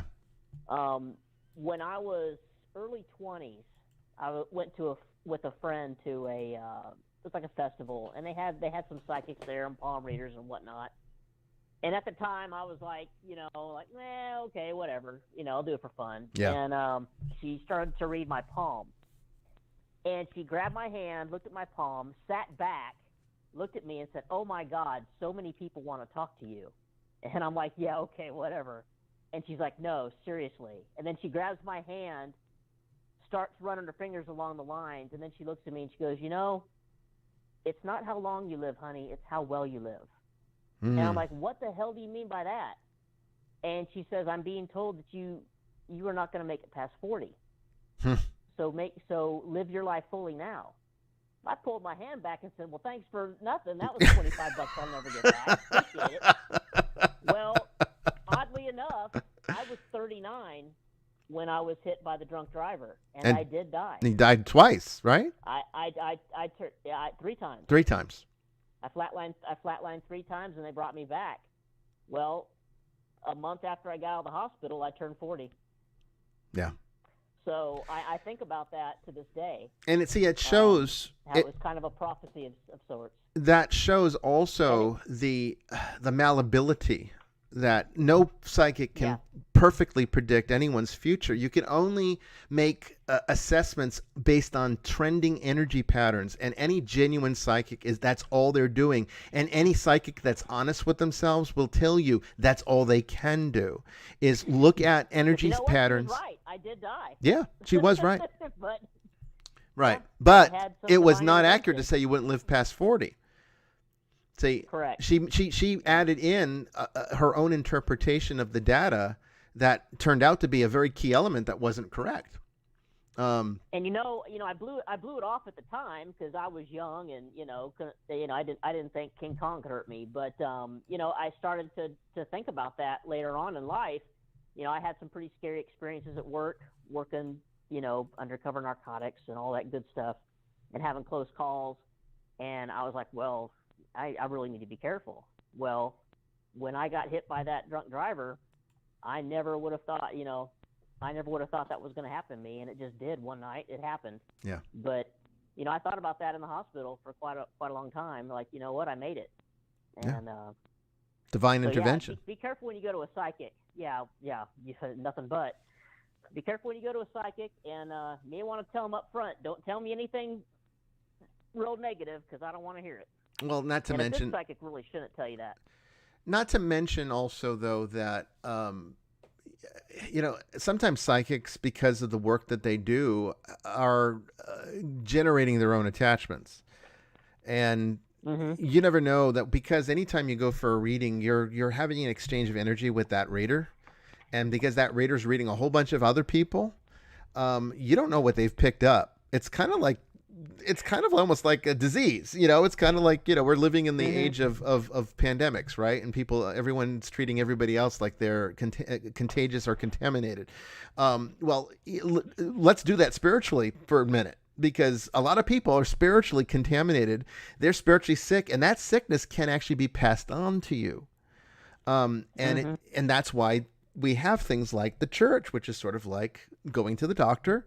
And Eucharist is sort of like medicine, or at least it's like vitamins, to build up your spiritual immune system so that you're not as vulnerable to all of the negative energy that's out there that people pick up and can pass on to you. And psychics are very, very well known for collecting negative energy, just because of the nature of the work does that.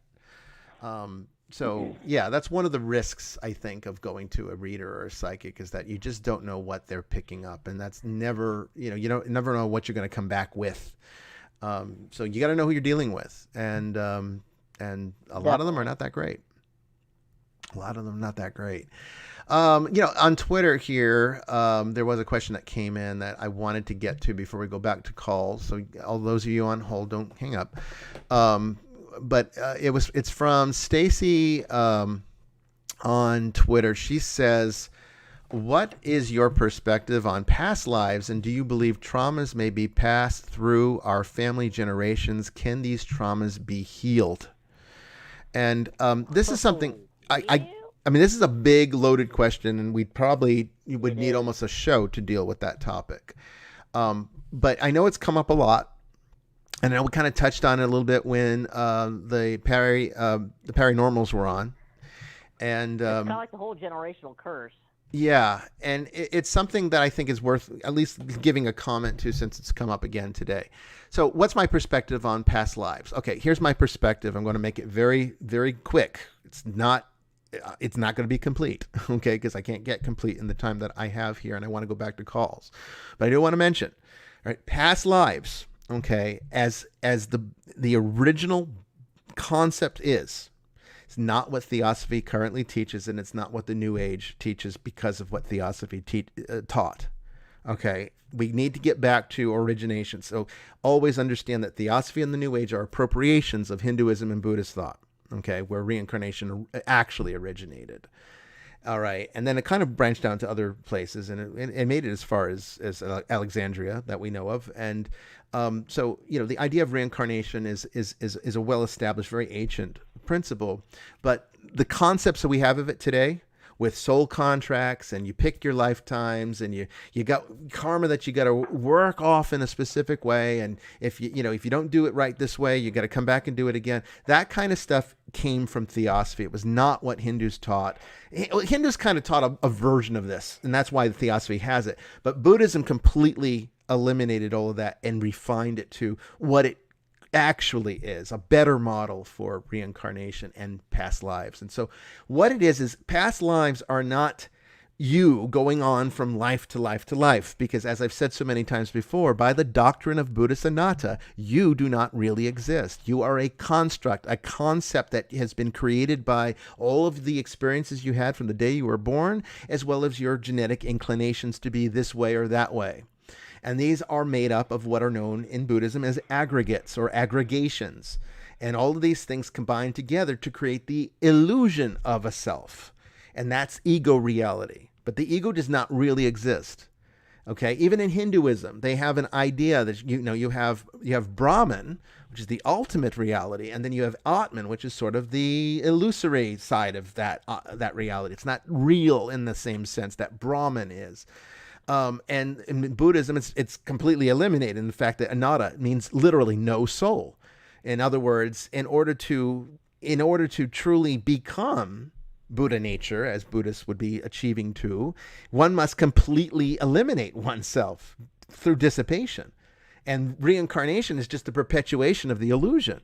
So the idea of past lives is not really that you are going on for life to life to life, making, learning things and coming back and doing this and doing that. That's not what it's all about. What it is the perpetuation of energy systems that think they are authentic realities, perpetuating the illusion of reality and thus getting stuck forever in it, which is known in Buddhism as the wheel of samsara. So real past lives, okay, are not you from before. If you have a memory, a past life memory, that's because the energy that makes you up now came from someone that had that energy before, but it's not them. You're not them today, and they're not what they became. You're not what they became later. It's not like that at all. It's just energy being recycled. And because these are the energy systems of samsara, which are all needing to dissipate in order to transcend them, which is what the perpetuation of suffering and entropy comes from, or in Christian terms, you could say why we live in the fallen world, is because these cycles are perpetuated. So past lives are really what you want to move away from. All right. You don't want to have any kind of, you don't want your energy to continue to produce. You want to get control of it and transcend it while you're alive so that it no longer has any impact or effect in the world. And that's what karma really is. It's the ability to impact the world with that energy. Okay, so if you have energy that comes from someone that did horrible things, so let's say you got Charles Manson died not too long ago. All right, so there's been a lot of children that have been born since him. Okay, so let's say Charles Manson dies, which he did. And let's say his energy scattered, okay, gets all recycled. And now that energy might have become part of what is now 1,000 new babies. And maybe one of those 1,000 of babies got a large chunk of his aggregates. So now that child is going to be inheriting all of that past life trauma. Okay, all of that, the horrific evil that was that man is now in part passed on to that person and is now re-energizing and reanimating a new individual with those same inclinations. And so therefore the karma part of where you get into theosophy, where you burn off and you learn lessons and stuff, where that's just a simplified way of saying what has to happen is that energy needs to be neutralized. And the person that holds the energy is the one responsible for doing it. But we make selves of it instead of trying to transcend it. Instead of trying to realize that this past life is something we need to transcend, we actually make an identity of it. And then it becomes part of who we are. And that's why you have people that are sort of born evil, because they inherited very negative aggregations from other people that once lived that were evil. And now it's respawning in them and they're becoming evil through it, instead of transcending those evils and neutralizing them. That's the difference. Okay, so can these traumas be healed? Absolutely, through transcendence and through suffocation of those inclinations. And that's why the very word in Buddhism, nirvana, doesn't mean heaven, it doesn't mean paradise, it doesn't mean enlightenment. You know what nirvana means? Extinguishing.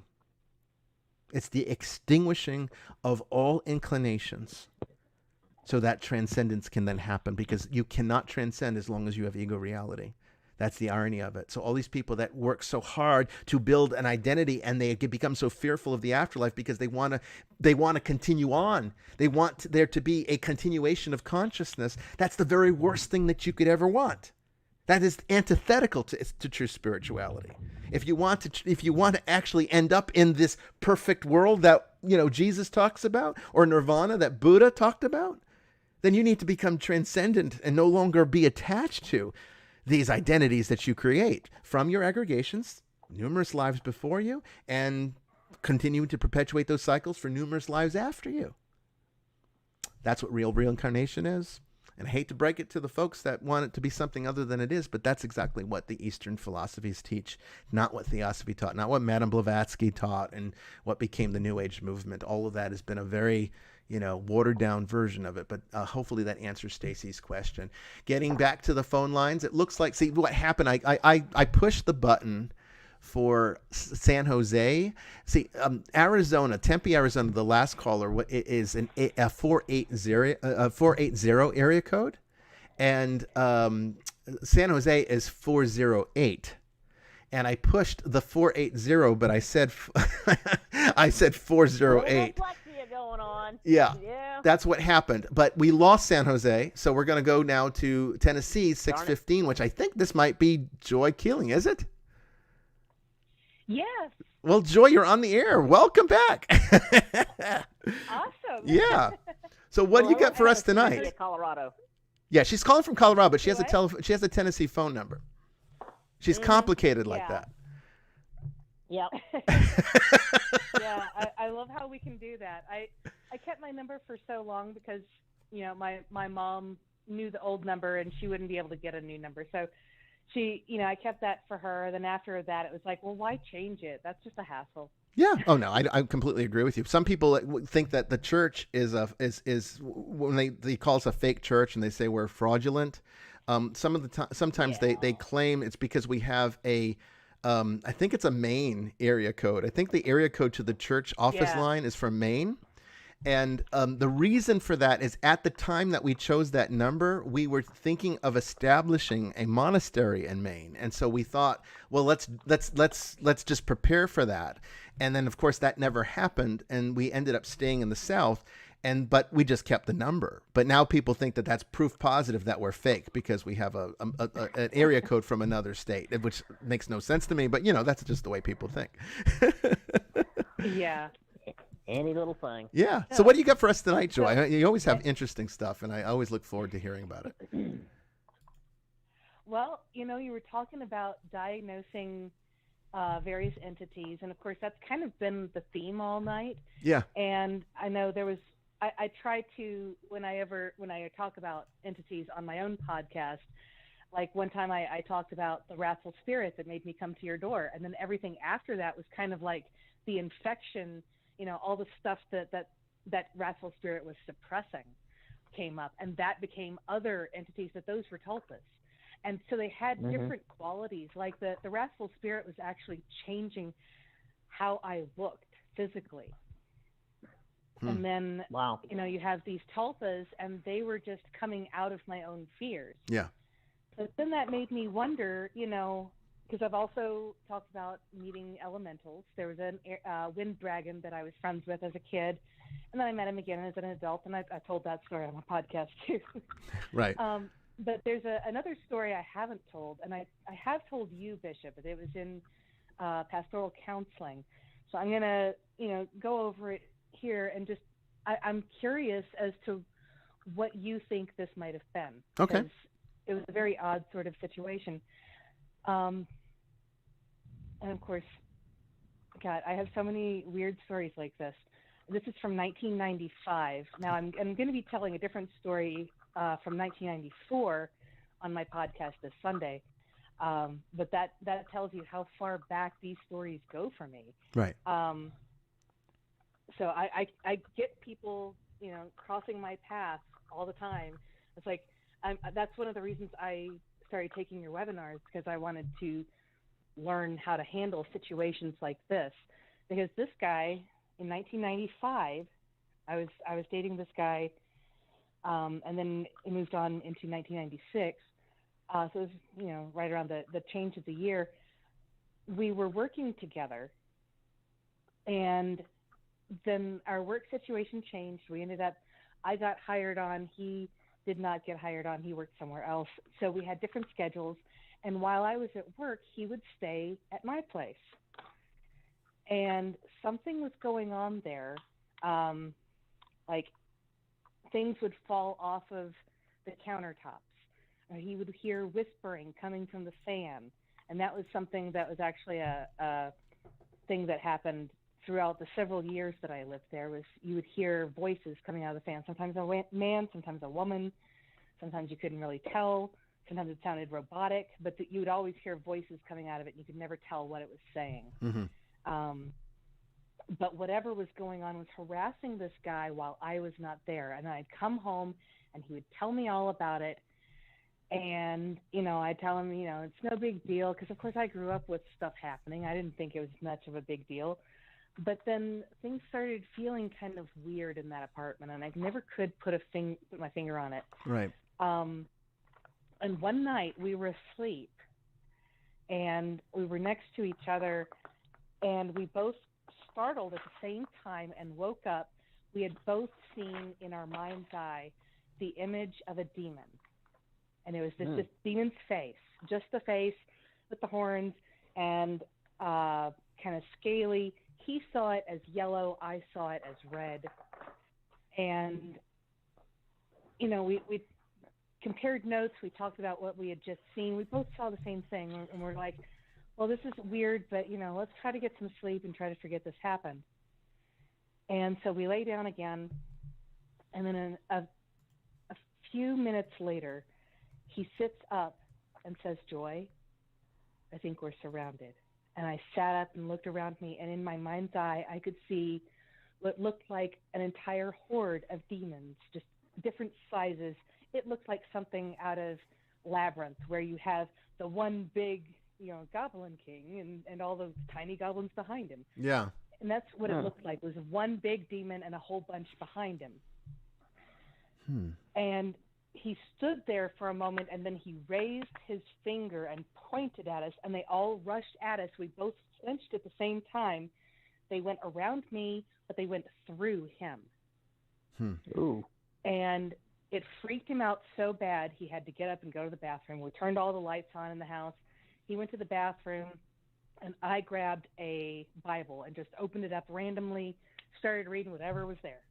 Yeah. And so I can hear him in the bathroom, because, of course, he just woke up and he just freaked out, so he has to pee. But the door to my walk-through closet was open. And so he turned to the side and he looked inside it, and the light in there was off, but he could see red glowing eyes in it, in the closet. And then the next thing he knew, he felt like it was inside of him. And I could hear him in the bathroom as I'm reading the Bible, quietly in the living room, and he's saying, get out, get out, get out. And so I start reading louder. Yeah. And I can hear him freaking out. He comes out of the bathroom, and he is as smooth and suave as you please. He sits down and says, oh, you don't have to read that. Put that down. I just want to talk to you. And that's when you start yelling it. I got louder, yeah. Yeah. I got louder instantly. Yeah. Yeah. And he kept begging me to stop. Then the next thing I know, poof, his entire demeanor changes. He's freaked out, and he's like, I don't know what just happened, but I think it's inside me. So oh, yeah, most definitely. Yeah, I'm going through, all the encounters with the various things in my head, and I'm going, what kind is this? Because that sounds almost like a fallen angel, but it could be anything, right? Well, see, this is the challenge. Okay, is that the elementals typically won't do that unless a jinn might. The higher level elementals might, but most of the time, I can definitely see a jinn doing it. Yeah, a jinn could do that. I could totally see a jinn. Yes, ma'am. Wrathful spirits can do that, but it's very rare. Typically, wrathful spirits are only able to actually initiate a possession if there's a medium involved who's inviting that type of interaction. Most wrathful spirits do not have the ability to actually, like I said, initiate a possession. So that leaves the two categories. You have the actual fallen angels, or you have the created. Now, the thing about the created, and here's the thing, this is the thing to always keep in mind, is that because they are created out of the very archetypal patterns that make up our consciousness, they literally have the whole gamut. So a created can be a manifestation that is truly a created demon out of the person's consciousness, but be formed under any of the other three categories. So you can produce a fallen angel-like created. You can produce an elemental-like created. You can produce a wrathful spirit-like created. But they are created but they have all of the abilities Yeah. and manifestations of the other kinds. And that's what makes it so difficult, because typically you're going to treat a fallen angel like a fallen angel and go through all of the steps. And you might go through 10 or 20 exorcisms with the same person and wondering, why are we not making any progress? And then you come back to, well, maybe the reason we're not making progress is because the individual that's possessed is actually manifesting this over and over again. So as soon as you get rid of it, it just respawns. Yeah. And so I would argue, And of course, I would argue that what you experienced that night was a created manifestation. Okay. So was it something that he created? Because, I mean, I wasn't doing squat back then. I was mean, just working nights and the fact of the matter is, we just don't know the extent of how much past trauma has an effect on, unconscious trauma has an effect on the conscious world. But we could argue that because, you can have a nightmare. I mean, I had a very strange dream last night, and I don't think I have time to even talk about it, but it came out of nowhere. And honestly, sometimes the subconscious mind has all sorts of strange data points that are locked up in there. And if the person's inclination is not to repress, but to project, because those are the two options you get with trauma. You can repress it, or you can project it. Or you can, there's three options. You can heal it, but almost nobody goes for that option first. Yeah. I know. I've been trying really hard the past few years, but before that, I was doing a miserable job of taking care of it. Yeah. Most people do. It's no shame in that. It's just kind of the way we are, because you feel like a victim. And when you feel like a victim, you get weak. And when you get weak, you become vulnerable even further. So, Now, one thing that I started, as I was telling the story, I started remembering more details. He knew nothing about religion or philosophy. He was kind of not. He was he was average intelligence, I guess. Mm-hmm. He was not very smart. He did not know. I tried to teach him some concepts, and he could not really grasp them. He came across the concept of nirvana. I tried explaining it to him because I had just been through a class on it, because I was studying that when I went to college in Georgia back in the 90s, and so I'm trying to explain things to him. He wasn't getting it. But then sometimes when this other smooth personality would take over, he would suddenly know how to talk about this stuff and suddenly be able to quote things. And that was very odd, I thought. Mm-hmm. And then there was one time he sexually assaulted me, and I was hitting him, trying to tell him to get off of me, and he did not remember any of that. What he encountered was he thought I was clawing his back, and I had to tell him to go look at his back, that there was nothing on his, there were no scratches. It was me bruising him, hitting him. And he went and looked, and he realized what had happened. That his entire memory, he thought I was consenting to everything. Yeah. And here I am telling him, no, you forced yourself on me, and your face changed. And the thing is, his face changed. It became very red and scaly. It became basically the demon face that I saw before. Mm-hmm. Yeah. Yeah. So that's, one of the reasons why I was like, can a created demon actually do things like that? Yeah, they absolutely can, because see, the archetype of evil, which is sort of a bastardized version of the shadow, which is the true parent archetype, right? And the trickster. It's kind of a combination of the trickster and the shadow archetype together into one. Is built in all of us. It's part of our fallen nature, and it's also just part of our conceptualization of reality. And so even people that have very little religious exposure are fully able to manifest a true artistic vision of a demon. Even if they don't believe in demons, they can do that. Anyone can, because it's built in our DNA.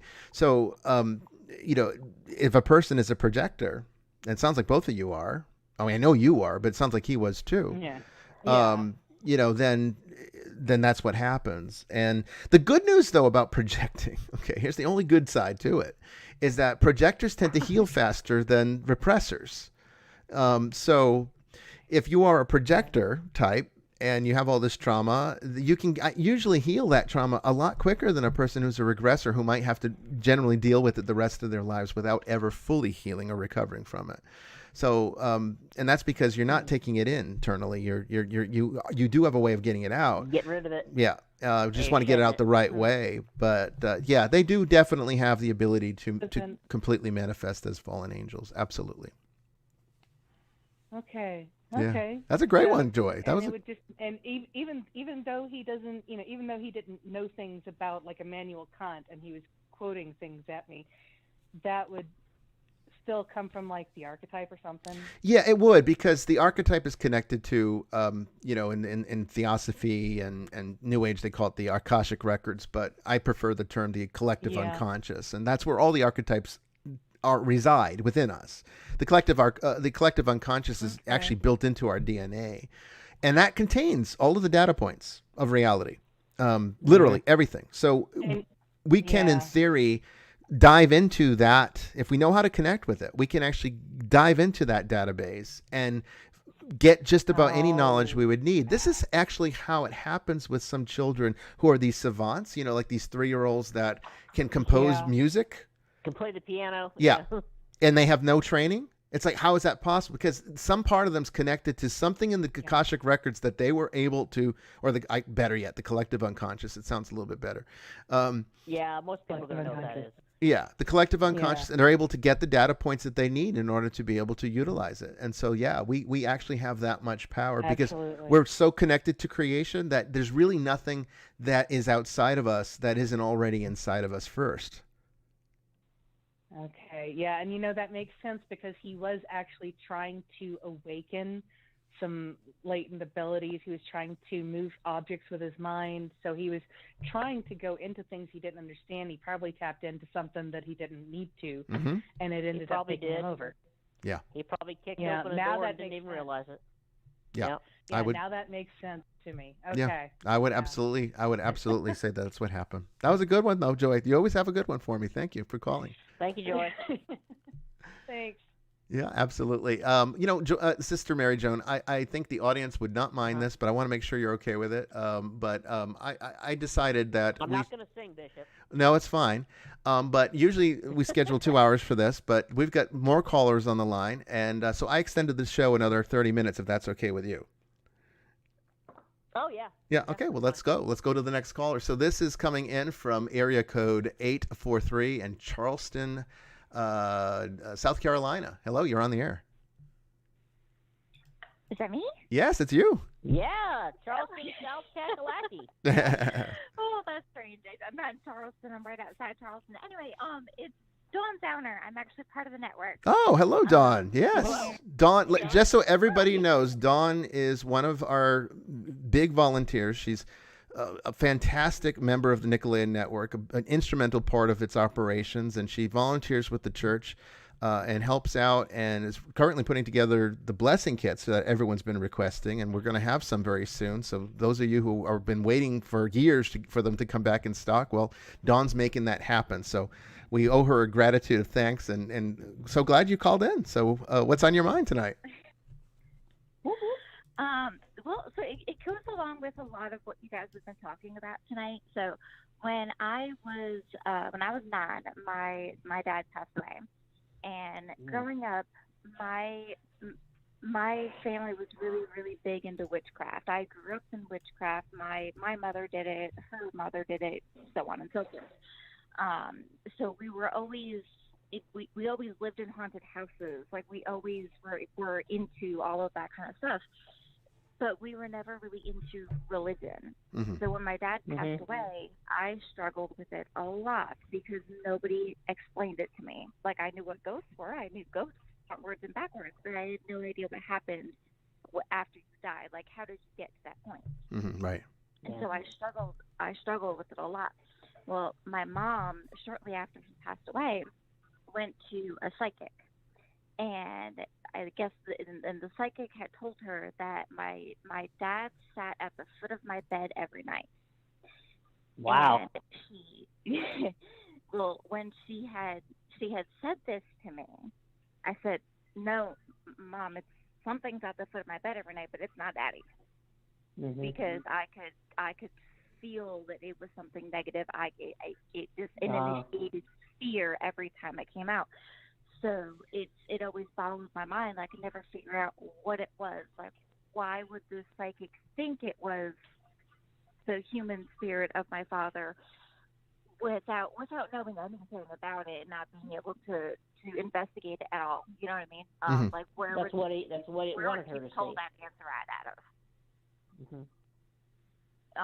You know, but also not only where would the psychic get that information from, but also what was it? I mean, what are familiar spirits? You know, like what are the options that it could have been? I mean, obviously it was something negative, but what?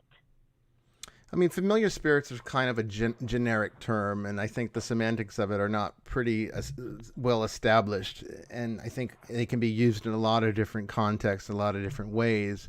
I tend to refer to them as those that are attached to us in some way. So you can create beneficial ones that sort of take on the form of a helper spirit. There are occultists that do this. The very idea of the witch with her black cat. Spirit guide. Oh, well, excuse me. The witch with the black cat. You know, she. Familiar. Yeah, that's literally a familiar spirit, which is something that is infused into the cat to help the witch to carry out the things that she needs to do that might be more suited to the animal. And so the animal helps her with this. And you know, of course, there's a lot of legends to that have embellished these stories, but that is something that absolutely can be done and is done. And sometimes even animals will choose us and become our familiars because there's energy compatibility there. And that can also be a way that this manifests. But it also can expand out to other types of spirits. And sometimes there are even non-human spirits that will take on this characteristic for a beneficial reason or for a malevolent reason. It works on both ways because the spectrum works in both directions. You have beneficial spirits that are higher vibrations and more of a celestial orientation. And then you get low-level spirits that are more what we would consider to be the demonic. And the demonic's a lot bigger than just simply fallen angels. You know, demonic, again, because the semantics are not set, has to be, in general terms, anything that is negative or malevolent or malicious in some form that is non-corporeal. And you have elementals that can be that, as well as, of course, what we just talked about with Joy Keeling Uncreated, and wrathful spirits. We call them wrathful because that's what they are. What you're describing, though, sounds more like a wrathful spirit than it would be any of the other categories. And yes, we could actually argue that a family member or even just the spirit of a dead person that latches on and forms an attachment to you, that is also a familiar spirit. And it's never a good thing. No attachment is good. It doesn't matter if it's grandpa. If he's latched onto you, you need to move him on his way because it's not healthy for him and it's definitely not healthy for you. And so, you know, these are things that can manifest. So it could very well be that it was. So let me just make sure I was clear. So your mother said that it was your father at the end of the bed? It wasn't her. It was a psychic. The psychic. I'm sorry. The psychic told your mother that your father was at the end of the bed. Now, understanding spiritual degradation, it is very possible that the psychic was correct. Because even though you felt negativity, which would not have necessarily been associated with him, any spirit lingering for any random period of time, it can sometimes be a very short or could take a very long period of time from our vantage point. From theirs, there is no time, so it's not relevant to them. But to us, it sort of manifests in very random, wild ways. And sometimes spiritual degradation happens instantly, and sometimes it is a long, drawn-out process. There's really, because our relationship to time or I should say our relationship to eternity is so convoluted because of our linear perspectives, we don't really relate to that side of the spiritual world very well. The timelessness of it kind of eludes us, and that's what creates these manifestations to happen in different rates at different ways, and we don't understand why. That's why, though. So it's very possible that there was lingering energy. It attached onto you, became a familiar in that sense, and then it spiritually degraded. Now, the good news is this, okay? Spirits are not the person, all right? Spirits are shadows of the person, okay? That's why even Scripture refers to them as the shades. That's a great term. I love that term. Shades, yeah. The shades, because that's exactly what they are. They're not really the individual. They're residual energy systems that are slowly degrading and breaking down. So it's kind of like, you know, I mean, there's really no real comparison. I could think of a few analogies, but, you know, the easiest way to kind of understand this is that, let's say, you know, the energy that's left behind in a spirit that gets attached to a person is no more that person than you could say a piece of art that they created is that person. Yes, there's a very big part of themselves that they put into that. If you own a Salvador Dali, if you own a Vincent van Gogh, you know, Starry Night, for example, one of the most famous pieces of art out there. If you have that piece, yes, there's an aspect of Van Gogh's spirit that's already part of it. It's essential to the art itself, but it's not Van Gogh. He doesn't reside in the painting. The fullness of Van Gogh is not in that painting, but it does contain the essence of who he was. That's kind of what a spirit is. It's an impression left behind. That's a part of that person, but it's not the person. And worse than that, we can take Vincent van Gogh's Starry Night and put it into a nice, you know, airtight environment and protect it so that it doesn't degrade by the very actions of entropy. But spirits aren't so lucky. So they're eroding constantly as they continue to latch onto us. And that's why the attachments tend to get very severe, because they're trying to draw energy from you in order to prevent the natural degradation process from happening. So it's very, very, very likely that the psychic was correct, that this was energy attached to you from your father, probably because of some, you know, sense of not wanting to let go, which I would imagine would be a very natural reaction for a father dying, you know, when he still has a young child. And that energy. Right. I mean, Go ahead. Sorry, go ahead. No, go. I was going to say, because as far as I'm told, he was a saved Christian. So from what I would know, like from what I guessed as a child, like I would assume that he would have just moved on.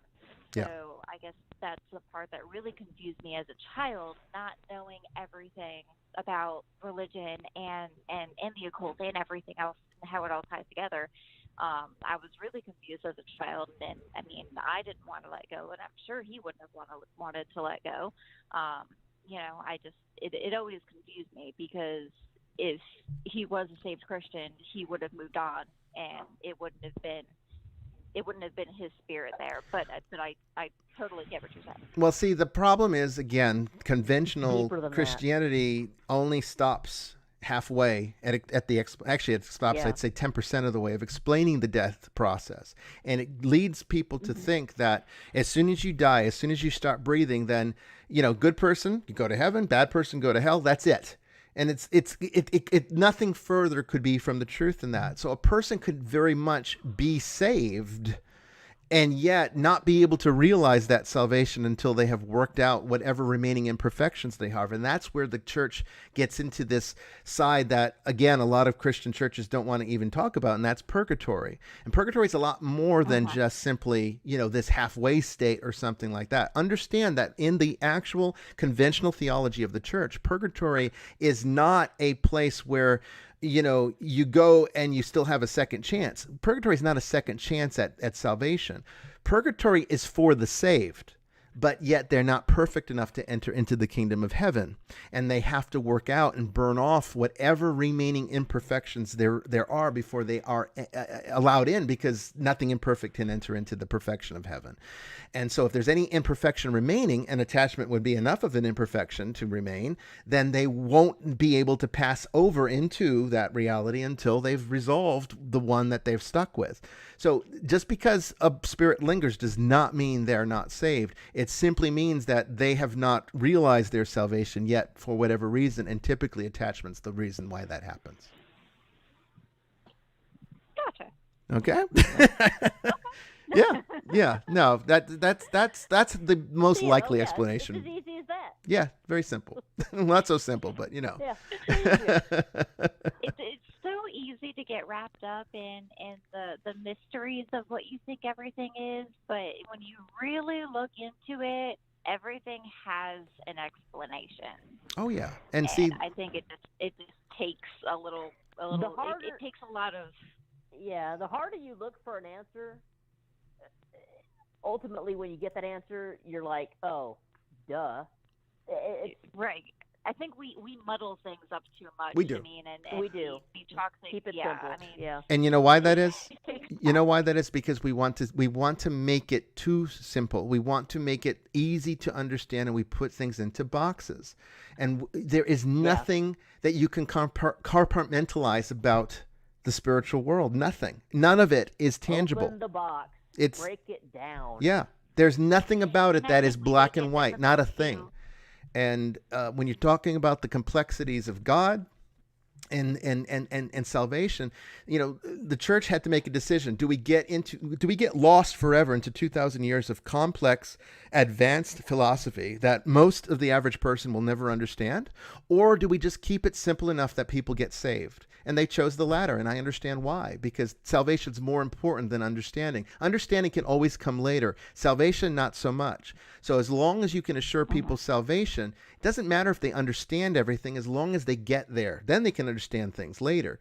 But that's what happened. So that's why a lot of this is not taught, why a lot of it's not understood, and why the church today is in a state where it really doesn't even know or understand some of these things anymore, because they've been focused so much on just getting everybody as much as they can saved that they've lost some of the connection to some of They've lost all the wisdom. Yeah. Not only that, but I think we also make it difficult because we're always looking for the meaning behind things, not just the reason, not just the function, not and just sometimes the objectivity of why it's happening. We look for, why is it happening to me? Why is this happening this way? What does it mean? Am I supposed to apply this to my life? And I think that's what makes everything so much more difficult for us to understand, is because we're trying to attach meaning to things that aren't supposed to have meaning in the first place. No, because God doesn't need a meaning to do anything. That's the difference. See, we need to feel attached to something in order to do it. We need to be motivated. So we create meaning in order to do something. So that's part of how we create our ego reality. It's kind of how we create the artificial selves that become part of this reincarnation problem and karma problem that we were talking about earlier. That's how it happens, because we create meanings. And God doesn't create meaning. God creates function. Everything's about function. But he doesn't need a reason to do something. He just does it. And that's because he's transcending these human concepts of meaning and purpose. Purpose has no value to God. I mean, and think about it from the standpoint of an omniscient, omnipotent, omnipresent being as God would be. Why would you need something as trivial as meaning and purpose? You don't. All you need is function. All you need is the will to do something, and it's done. And that's exactly what we see. We don't get a big description as to why God creates the world. Simply let there be light, because why not? Let there be light. Creation is creation. Creation is meaning in itself. It doesn't need to have meaning. The creation is the meaning. And we forget that that's how God operates, and that's kind of one of the disconnects that human beings have with God, and why it's so difficult for them to understand God or even find God, and why atheism is such a prolific problem, because we want God to operate like we do. He never will. He doesn't need to. But see, that's the wonderful thing about free will. God wants us to be one with him, but he wants us to find our own way. Yeah. And I think that's just the best thing you could ask for. Yeah. He wants you to learn. He wants you to have these experiences. He wants you to use your free will to make those choices to get you on the path back to him, whatever that may be. But it's all up to you. Me, I couldn't agree more. I mean, I grew up as a fourth generational witch, and now I've been a Christian for the last 10 years. Like, I completely gave it up to become a Christian, and I dealt with all sorts of different demonic attachments, different attacks, different things like that in the short period of time between like the year that I gave up witchcraft to become a Christian. I dealt with so many different attacks and attachments. It was unreal, but because of going through all of that, like it's strengthened my faith. Like I can strengthen your faith, and that and that experience can help you help others who may be going through some things that have the similar experiences. They'll be like, oh, you're a Christian. Well, I can't talk to you because I'm a Wiccan or I practice witchcraft. And you can reach out and say, no, honey, I understand. I've been there. Let's talk. And you never know. You know, God has you go through these experiences so you can use them in the future to help someone else. I actually got the chance to do that about well, 5 there you years go. ago, and it was a friend of mine who was in the exact same situation as me. She was in the process of looking for God, and she hadn't made the conscious choice of becoming a Christian yet, but she was on her way there, and she was trying to give up witchcraft and trying to muddle her way through it. And I had the chance to help with her, and it was an amazing process. There's nothing more beautiful than that. Yep. Yeah. Well, Dawn, thank you so much for calling in, and that was a great, thank you, Dawn. Great question, great story. We appreciate it. Thank you. Yes, ma'am. Bye, guys. Thank you. Take care. Bye-bye. All right, calling in from I think is my favorite place in all the world, 702, Las Vegas. Hello, you're on the air. Oh, boy. Hello? Hello. Hello. Hi. So I'm calling in for my mom. Okay. Because she doesn't have a voice right now. Hey, Mom. But she wanted Sorry, to Mom. know. That's okay. So she wanted to know, Mom, what was your question? Is it a common occurrence for a person or a family to experience paranormal activity in one place and then move and experience similar paranormal activity, but in multiple houses and even in different states? Absolutely. Yeah, it's a good question, and yes, it's very common. In fact, I would say it's even more common than where a person moves into a house and then has paranormal disturbances and then moves away and it goes away. Most of the time, the kinds of attachments that we see are to people, not to places. It's more rare for attachments to be to inanimate objects or locations than it is for it to be attached to actual people. So if a family is the one that's haunted, and most of the times hauntings are about the people, then yes, it will move with you wherever you go. Okay. So my mom. Oh, bless her heart. So my She mom is trying saying, uh-huh. yeah. So she said that from the time that she was very young, she has experienced things like sense things and feel things and see things that she couldn't explain, and she continues to this day. And she wants to know, is it her or is it something else? Could she be attracting things? Yeah, it sounds to me like she may be a sensitive. Yeah.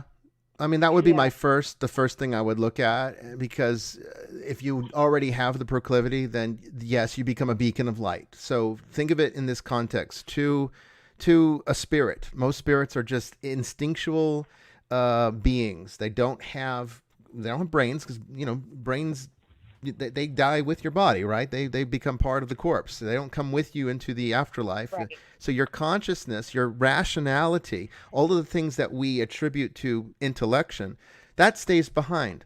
All that's left is raw awareness, which we tend to experience as instinct, because we're not connected. If we were connected perfectly to God, then it would just be raw awareness. And that would be an experience far beyond anything that consciousness could provide. But when we're disconnected from God, which we are at first until we reconnect, and that's what salvation's really all about, is becoming one with God. That's what it really means. Then before that happens, then all we have is instinct to go by. And it's just raw, and it's usually very limited in what it's able to understand.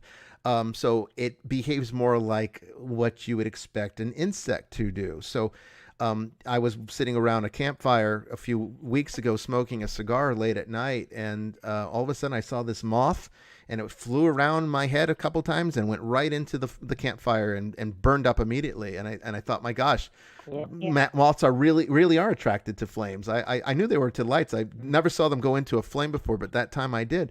And that's kind of what it is for a person who is a natural sensitive, a natural medium. You will appear like a beacon of light to them, and that's all they can see. They don't have the ability to think, well, that could be harming the person. Maybe they don't want me there. Maybe it's not the right thing for me to do. They don't have those kinds of thoughts. You need a brain to think like that. All they're doing is light. That must mean something. Instinct. Go towards it. And that's what will attract a lot of these attachments for people. So you have to learn how to manage that. And if you don't, because let's face it, most people are not being properly trained in how to manage mediumistic or psychic ability. And those that claim to teach it typically don't teach it very well, or maybe not even qualified to teach it.